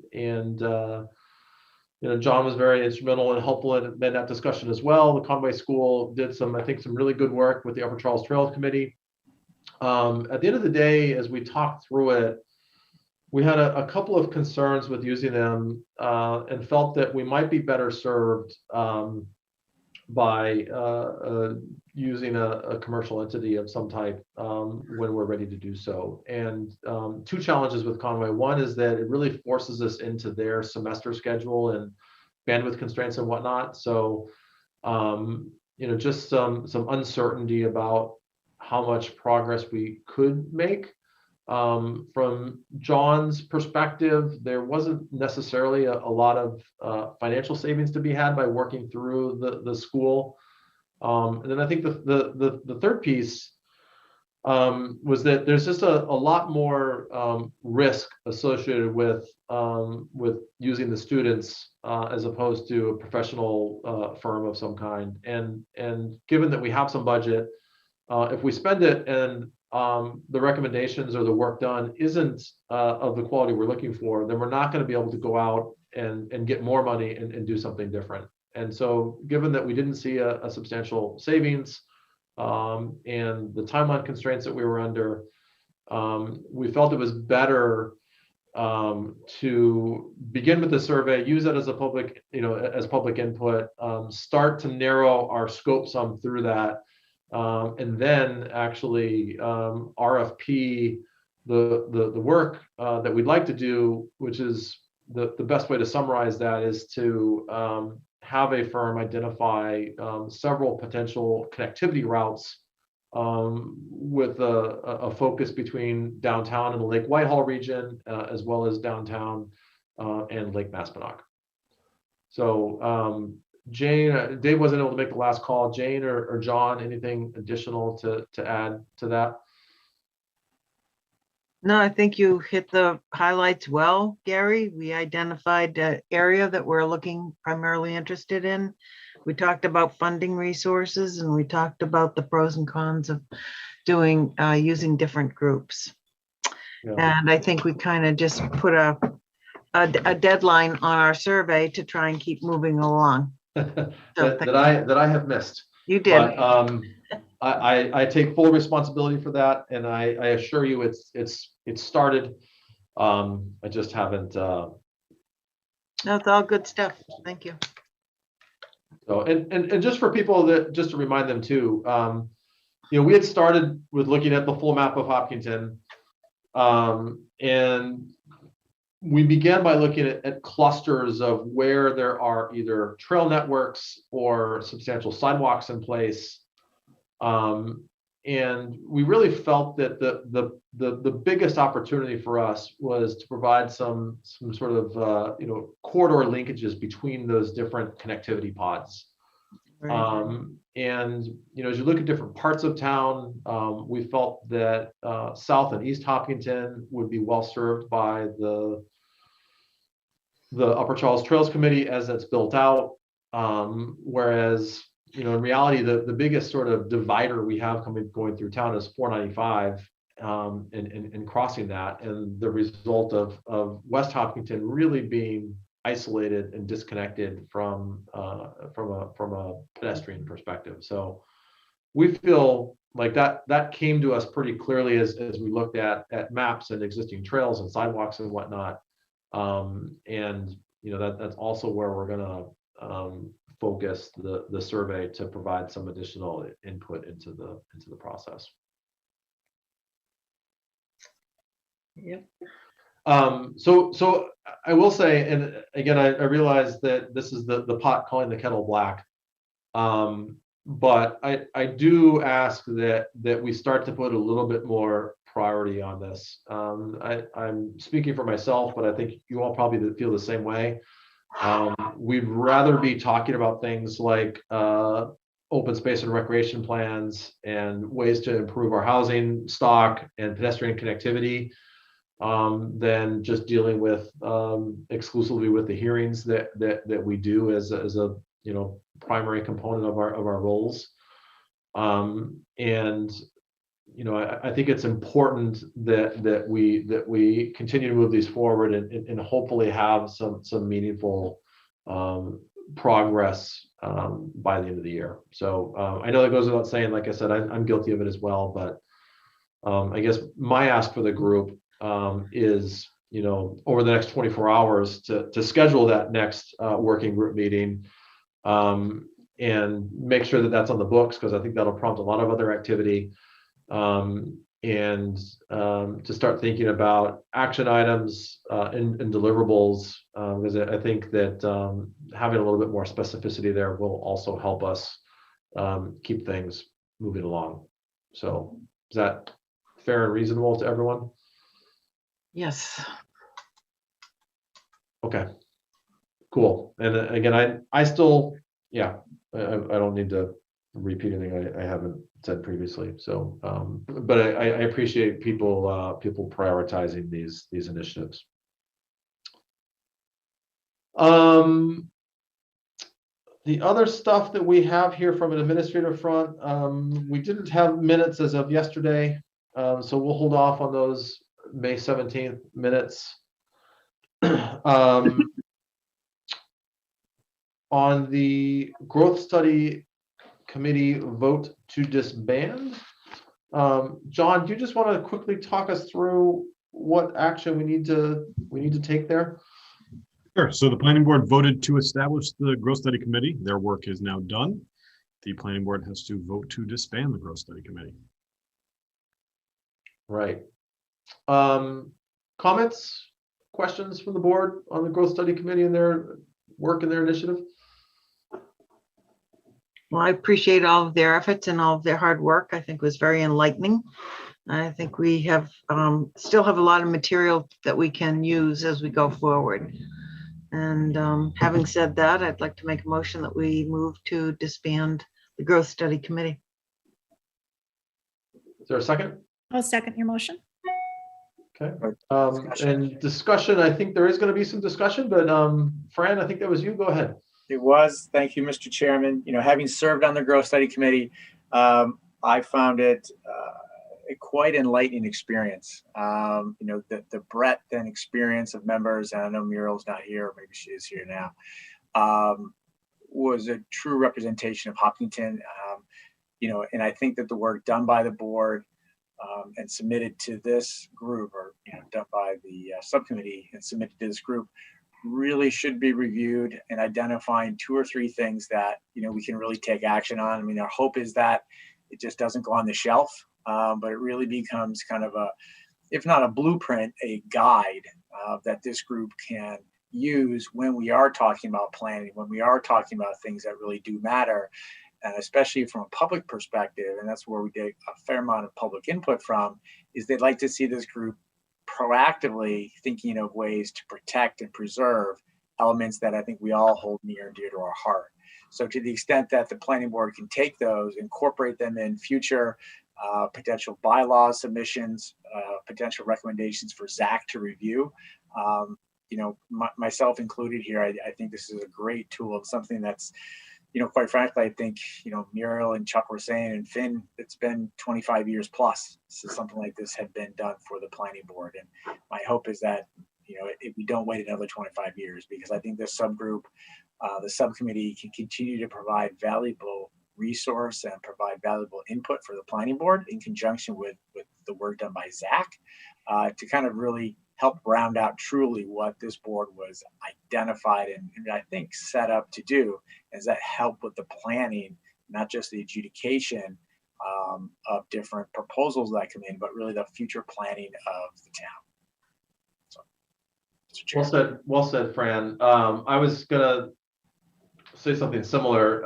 What I was thinking is that we add an agenda item to our July 12th meeting specifically to talk about those 2 or 3 action items coming out of it that we want to prioritize. And I think the worst thing we can do here is just park this on the shelf and not look at it again.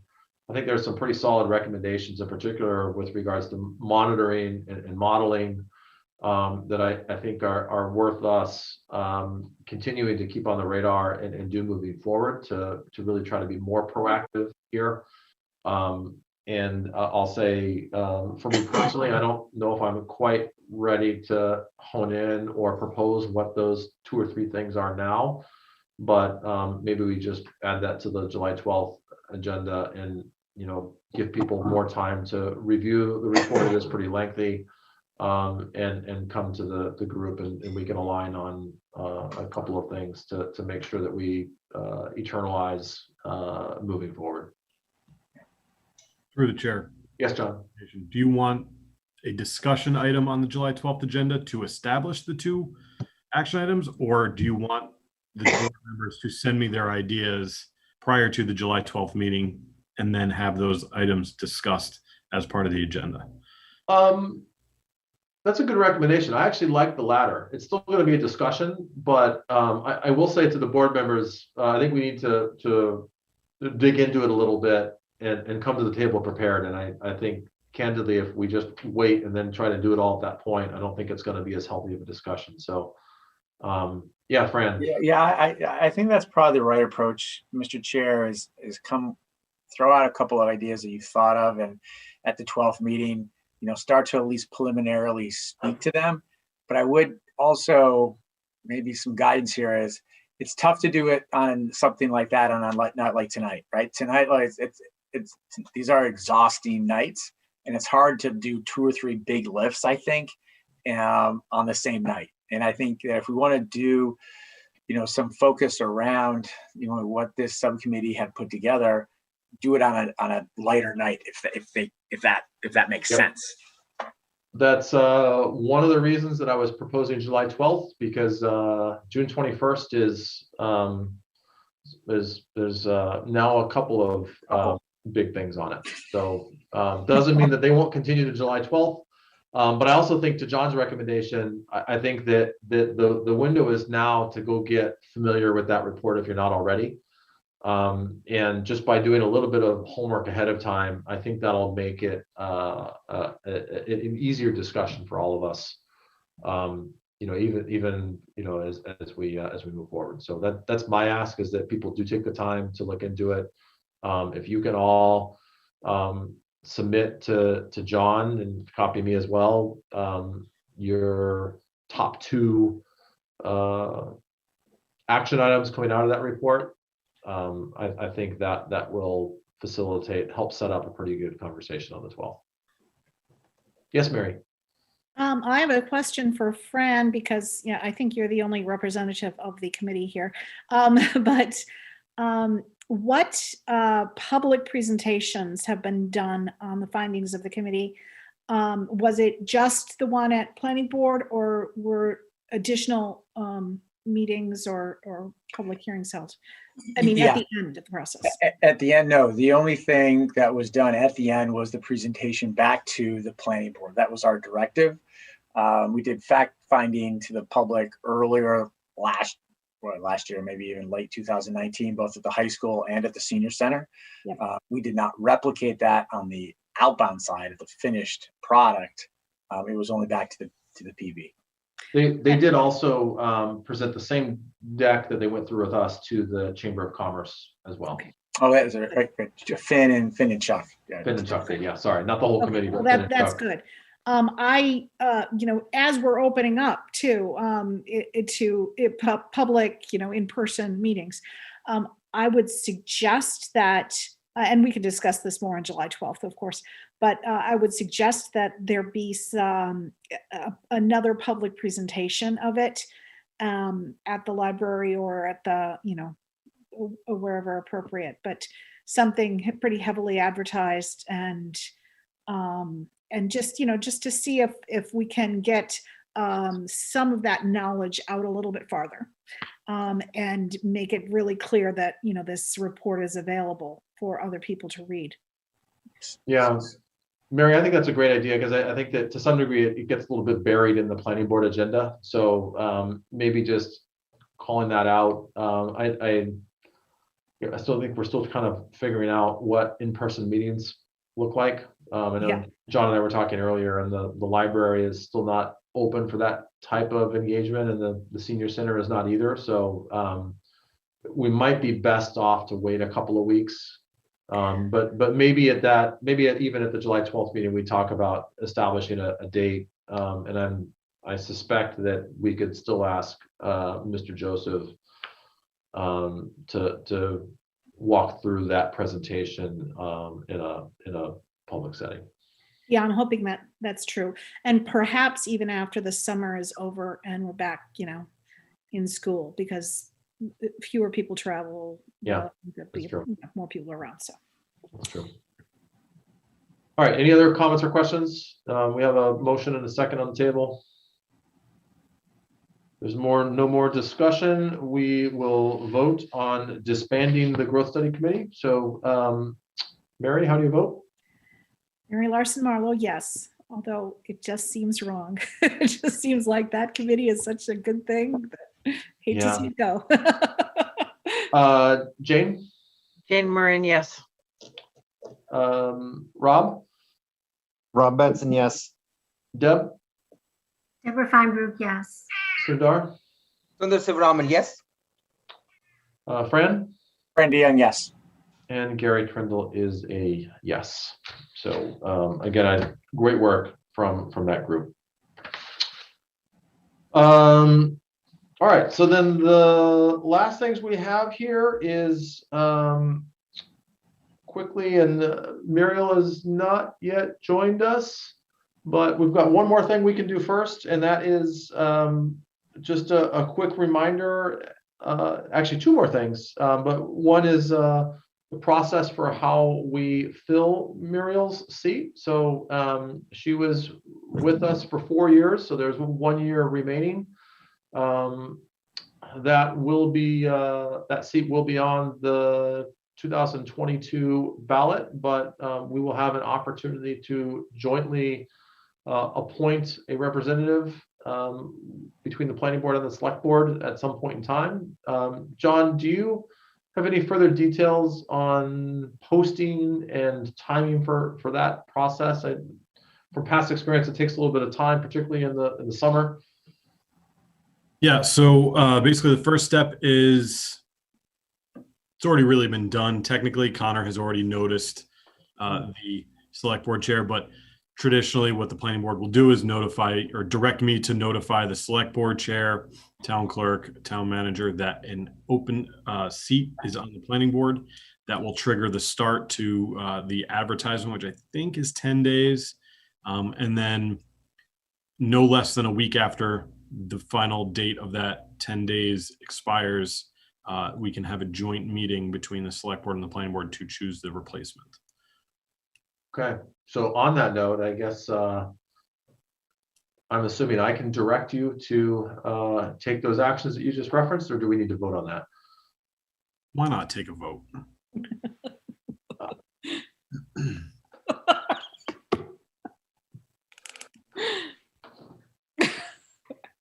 I just don't want to have to do it again if I find out from town manager that you guys needed to vote. I don't think you even need to do anything because it's really the town clerk that does it, but you know. Are you trying to convince me that we need to have in-person meetings so we don't need to do roll call votes anymore? Like I'm feeling like that's the theme here, John.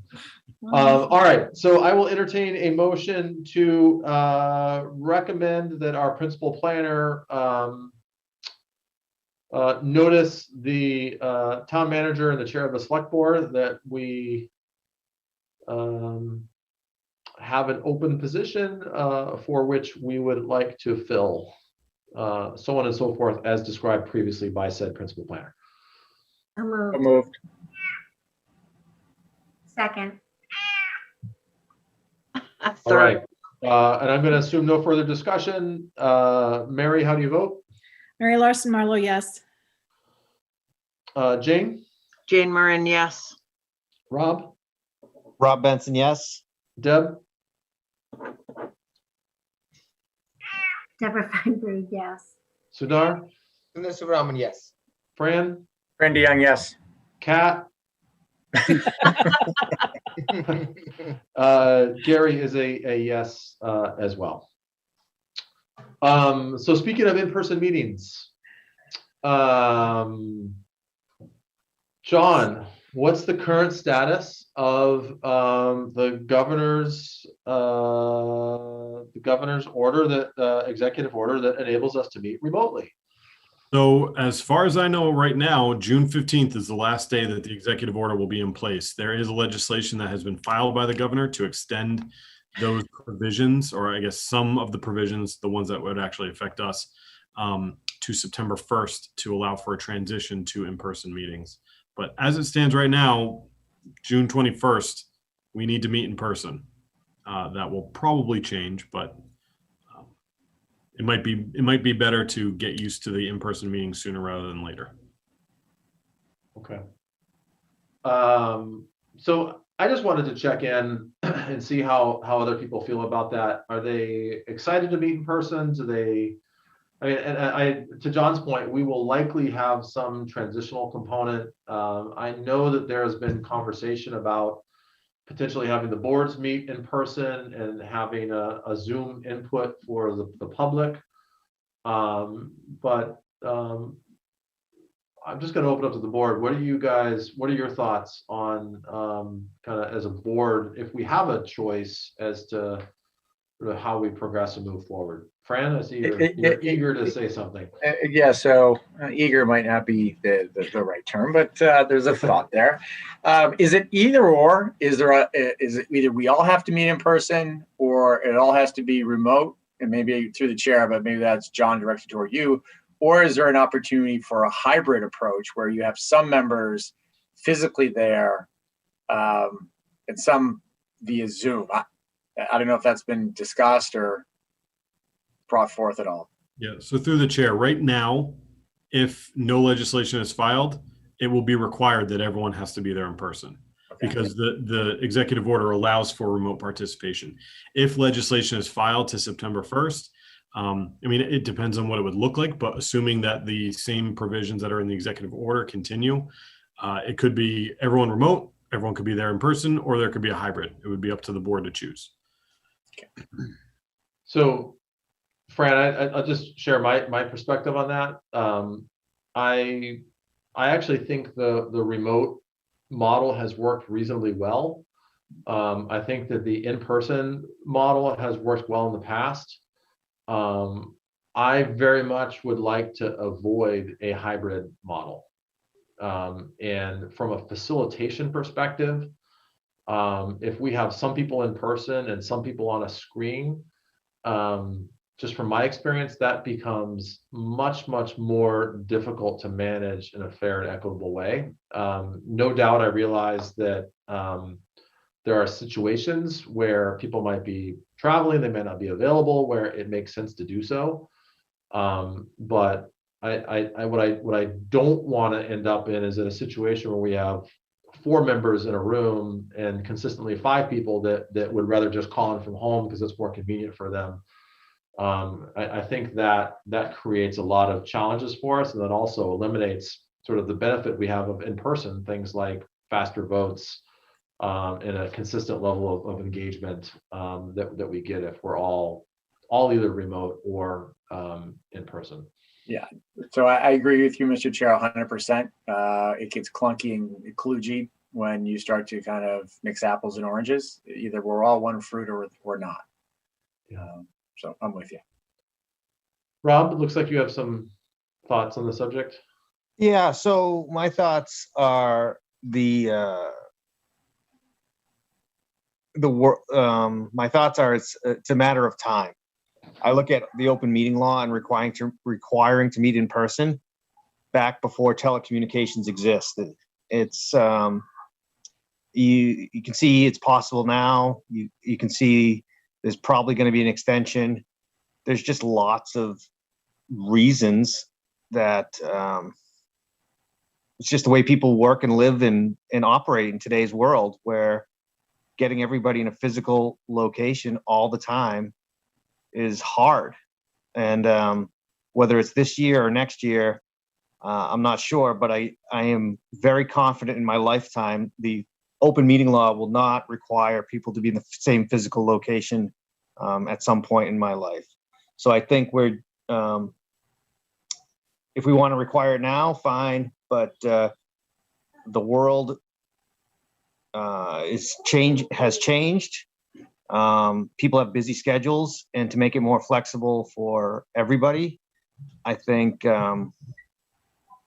having some ability to dial in, or like you think about all the public that it might be hard to get to a physical location. It's just, I think this experience has forever changed what we're going to need to do. Yeah. So that's my opinion. Well said, Rob. Mary? I tend to agree with Rob, but for the meantime, we're going to have to deal with what the legislature says. I would favor continuing remote for a few months more if it is allowed by this legislature. If it's not allowed, we obviously have to meet in person. I'm not feeling terribly comfortable with a large public gathering in a closed location, but you know, I know that I'm fully vaccinated, and probably most of you are, and you know, so we would get there. I too have concerns about hybrid and the ability to make that work. You know, we had some technical difficulties at the beginning when we started this process, and if we try to do hybrid for a while, it's going to be a new learning curve to make it all work, and I think that's going to be problematic. So it would be probably much smoother if we move to from all remote to all public, if that's the way the legislature goes. So. Thanks, Mary. I have one question, just with regards to vaccinations, and I know that we can't require vaccinations, and I don't know what people's positions are, but I'm wondering if people would be. Actually, I'm going to stay away from that. I was trying to think of some way that is there some way for us to build a little bit of comfort, and you know, if people wanted to voluntarily share their vaccination status, they could do so through an intermediary, which, you know, maybe or somehow just sort of work through. I don't know. I probably can't do that, so disregard that. I was just trying to think of some way to build a little bit of comfort there. But I'll just volunteer that I am also fully vaccinated, so I can say that about myself. So, Should we consider masks? You know, is that going to be part of legislation, John? Whether or not, you know, masks are requested or suggested or anything like that? Probably not, because they're leaving a lot of that to the individual towns. So town hall right now is open to the public. No masks are required for vaccinated people, but there is nobody at the door checking to see if you're vaccinated or not. The library, I believe, because they host so many children, they are requiring masks. And the same thing for the senior center, because there is an older population there, they're requiring masks. But town hall is not the same. So just even in Hopkinton, there's not a consistent direction. So I doubt they're going to have that at the state level. Okay. And, you know, John, I see Muriel on it. It just reminded me, Muriel, no offense, but we might be able to move back to the HCAM studio as a meeting location. No offense taken. Which I would argue is, aside from the health effects that some board members had felt from meeting there, to me, from AV, from ability to accommodate groups and setup and whatnot, I actually think that's a great venue, as long as everyone feels healthy going there. So through you, Mr. Chair, can I give my input? Sure, Dave. So I would support remote meetings. That would be my preference, actually. Because if you look at it, like my job, I can work a couple months from a completely different state if I wanted to, but I can't do that for town meetings. However, I can understand the flip side of it, that they'd have to, like, if you allowed only remote meeting, you'd have to kind of prove that somebody still lived in the town versus, you know, they could be living permanently somewhere else. And that's kind of not good for a town board, right? So I see both sides of that. I will say that I am fully vaccinated, but I wouldn't support either requiring full vaccination or mask at a meeting. Thanks, Dave. Any other comments, thoughts? And I mean, it sounds like we're kind of in a holding pattern right now, because we got to see what the legislation is going to do, and they literally have a week, a little over a week to take a vote and make a decision. So, Jane? I would support doing remote for a little bit longer, see how the state works it out. And there's just so much we don't know yet. I think it wouldn't hurt to wait a month or two to see how everyone else is playing it out. Okay. Yeah, that's kind of my instinct as well. Just to buy a little bit more time and yeah. All right. So we don't have any action to take there, but just kind of appreciate everyone's comments, and you know, I wanted to kind of see where people stand on it, see what their comfort levels are, and if we do have a choice, kind of, you know, what people's thoughts are. But so last but not least, Muriel, welcome to the planning board. It's always so nice to see you. You missed. Thank you. So nice to see you too. You missed some lively discussion tonight. Should I watch? Should I watch it on replay? Yeah. That's up to you. Okay. Hey, who's chair and vice chair? So I Gary and Mary. chair. And we had a very, very close vote. And Mary is our new vice chair. Congratulations to you. So we'll both. tell if you tell. What's that? We'll tell if you tell who's. Did you Well, guys meet yet? Yes, we did. So Irfan Nasrullah is the chair. Amy Ritterbush is the vice chair. Thank you. Yep. So Muriel, we've already kind of taken care of the formalities Nice. associated with your replacement, but I did want to take a moment and just acknowledge all of your work and leadership and guidance and thoughtfulness over the past 4 years. And I'll give everyone else a chance to say something as well, but there's a couple of things that I think you've made an incredibly strong impact on me personally. And these are kind of just things that I think you bring to the table every single day. But, you know, first and foremost, I think you've always been a champion for transparency and open dialogue. That's been, I think, a big part of what this board has been over the last couple of years. And something that I think I've gained an appreciation for that candidly I didn't have before, and I owe that to you. Secondly, I think you know, I love how you always stand firm on your values. You know, and even when they're not popular, and even when people disagree, you stand firm. And I think that is just such a phenomenal virtue, and something that I think all of us, if we don't aspire to be, we should. And the last point, candidly, I think aside from planning board, you've made me a much better person.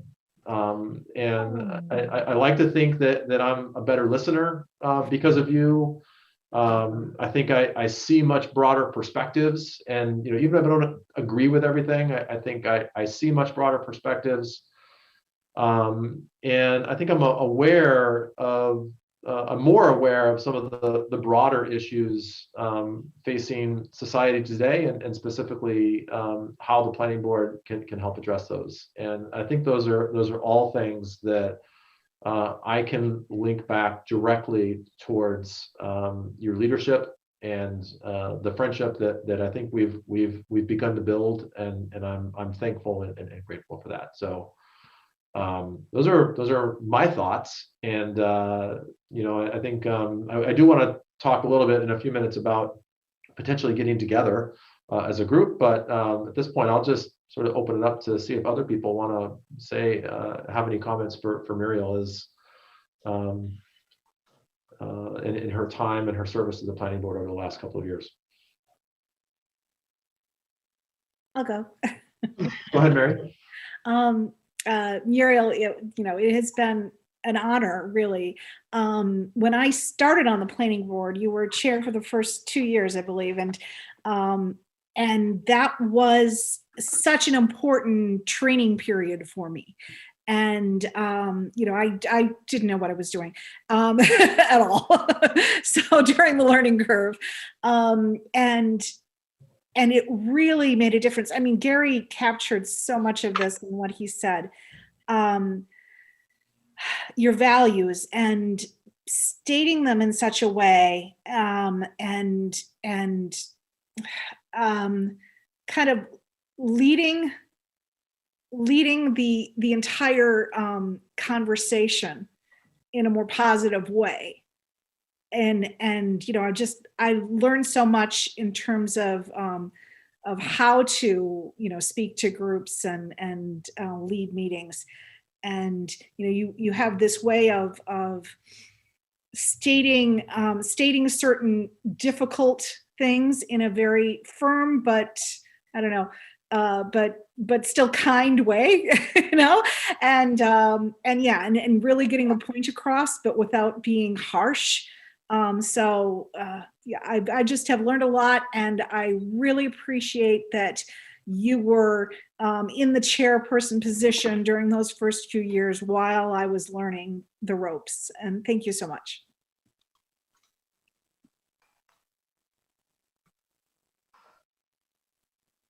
Fran?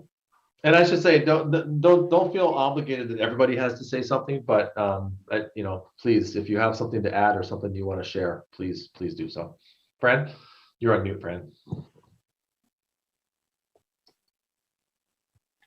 I'm on mute.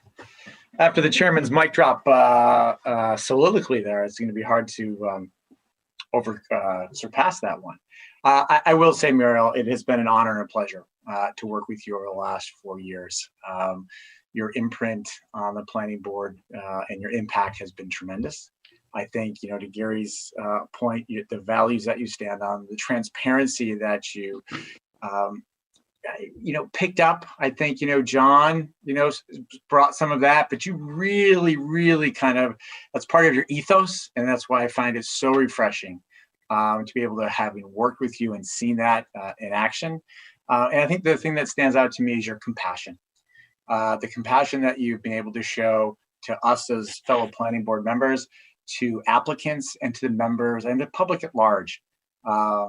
Really again, stands out in my mind as kind of a core element to who you are. And I think we've all embraced that and kind of taken that onto ourselves to a certain degree. So I want to say thank you for your time and your service to the planning board. I wish you only continued success as part of the select board. I know they do a fantastic job. You've got a number of ex-planning board alumni with you on there. So clearly it's a stepping stone to bigger and better things. But don't you forget it, Fran. We'll be seeing you up there. So thank you. We'll miss you here definitely, but I know you do great things on the select board. So keep it up. Keep it up. I'd like to say a quick thank you to. Go ahead, Deb. Yeah, Muriel, I have learned so much about patience and about the consideration that goes into each one of our hearings. And I am respectful and excited to try to continue your footprint.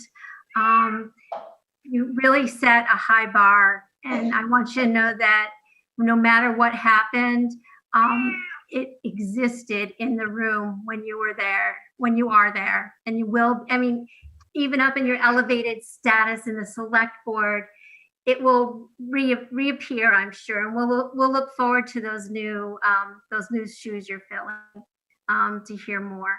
So thank you very much. Sundar? Yes, Muriel, it's been a pleasure working with you all these years, knowing you so well, so long.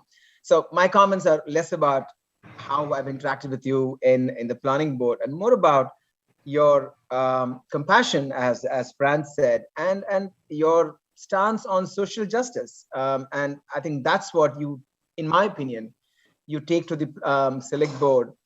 And in my opinion, as you make decisions based on your core values, I feel the town is in safe hands. I mean, I think we've entrusted huge responsibility to you, but to the person who's really right for the job. Our views match a lot. That's probably why I love your positions, all these. But regardless, I'm happy for you getting elevated to the select board, and of course, you'll be sorely missed in this group. Thank you. Jane? Sure. So Uriel, thank you. Our town is a very, very lucky town to have had you here for so long, and your willingness to continue to serve is very fortunate and very gratifying. I would just like to narrow it down to 3 words that I've noticed of your character over the years, and continue to hold you steadfast. And I would like to think that all of us can grow with those. It's perseverance, tenacity, and courage. And thank you. Guys. So I just want to say a couple quick words to Muriel. You and I have been on the board for a long time together. We've always got along very well. We may have different opinions on things. You come at it from one way, I come at it from another way. You can soften things very well, which I'm a techie guy and I kind of tell it like it is. So I always look to you for help on that. And you've been great and a pleasure to be on the board with. So thank you. And you know where you're going back in the select board. You've been there once. You're just going back. So no surprises there, right? Best of luck. Thank you so much. Hey guys, I just want to tell you, this is, I have said it before, and maybe it sounds trite, but this has been the most amazing volunteer experience in town government that I've ever had. And I've had lots of positions that I've really enjoyed. Not as many that have helped me grow as much. So as much as you have just all said the kindest things to me, I want you to know that I have learned so much from you. And I so appreciate this time together. I'm not actually going very far. I'm going to be your liaison. So, So when you're bored on Monday nights, yes. you know By the way, where to find us. If you keep doing this kind of nice thing, I'll tune in every Monday night. But truly, I have said this a lot externally too. This town is so well served by this group on this planning board, and that's a credit to each and every one of you. And it has been truly a professional and personal pleasure. And I hope that we remain friends forever, because that's the most important thing. Thanks, Muriel. Thanks, buddy. We'll see you around town. Yeah, we sure will. You know, I think I would love to schedule a get together at some point. And I guess my instinct though is just based on some of the other comments earlier about in person versus remote. I'm wondering if, I guess I have 2 thoughts. Number one is we could just, because it's the full planning board, we do need to post it. I'm wondering if we either just pick a date now that is at some point out in the future, which is probably the best bet, or we just make a note to revisit. Maybe it's at that July 12th meeting, and we make sure to schedule something at that point. I don't know if people have a preference or. So through the chair. Yeah. Quick thing, Muriel, I just want to say it's been very nice working with you. You're my first chair, so it's been great working with you on the planning board, and I look forward to working with you on the select board. But I don't believe you do need to post those types of. We don't. No. And John, what do you mean you're going to be working with her on the select board? Oh, I work with select board members all the time. Oh, okay. All right. No change in position for me. Just making sure you're not moving up too. I think we just get together after some meeting when we're already out there. Yeah, I mean, we've been posting them just as Yeah. a precaution, but if something were to come up in the near future and you can't post it, it's not a. It's okay. It's As long as spontaneous. we don't talk about planning board issues. Right.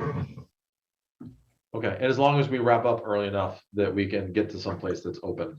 Exactly. That tends to be our bigger problem. Yeah. And that we have to make sure Muriel is free that night. Yes, that's I will true. make it a priority. That's true as well. So maybe when we have a short agenda, we can do that, we can do that ahead of time. We can say, oh, this is the night that there seems to be a short agenda. Mhm.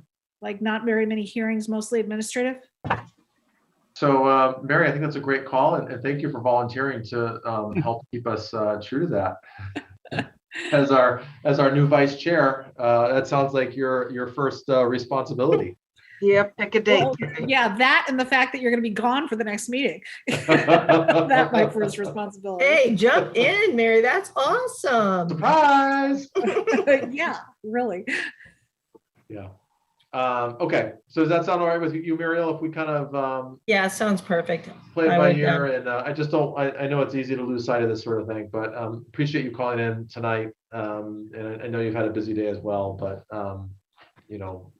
grateful for your service and engagement and friendship, and look forward to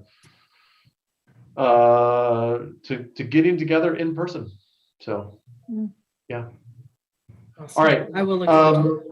So that is all we've got for tonight. Actually, just one last question. Are there any other, and you can follow up with John or me on a side note, but is there anything else that we want to add to future agendas? And I guess the one thing that comes to mind is other committee updates. It's something that we haven't done consistently, but might be worth doing just in the interest of building more connective tissue with what's happening in the town.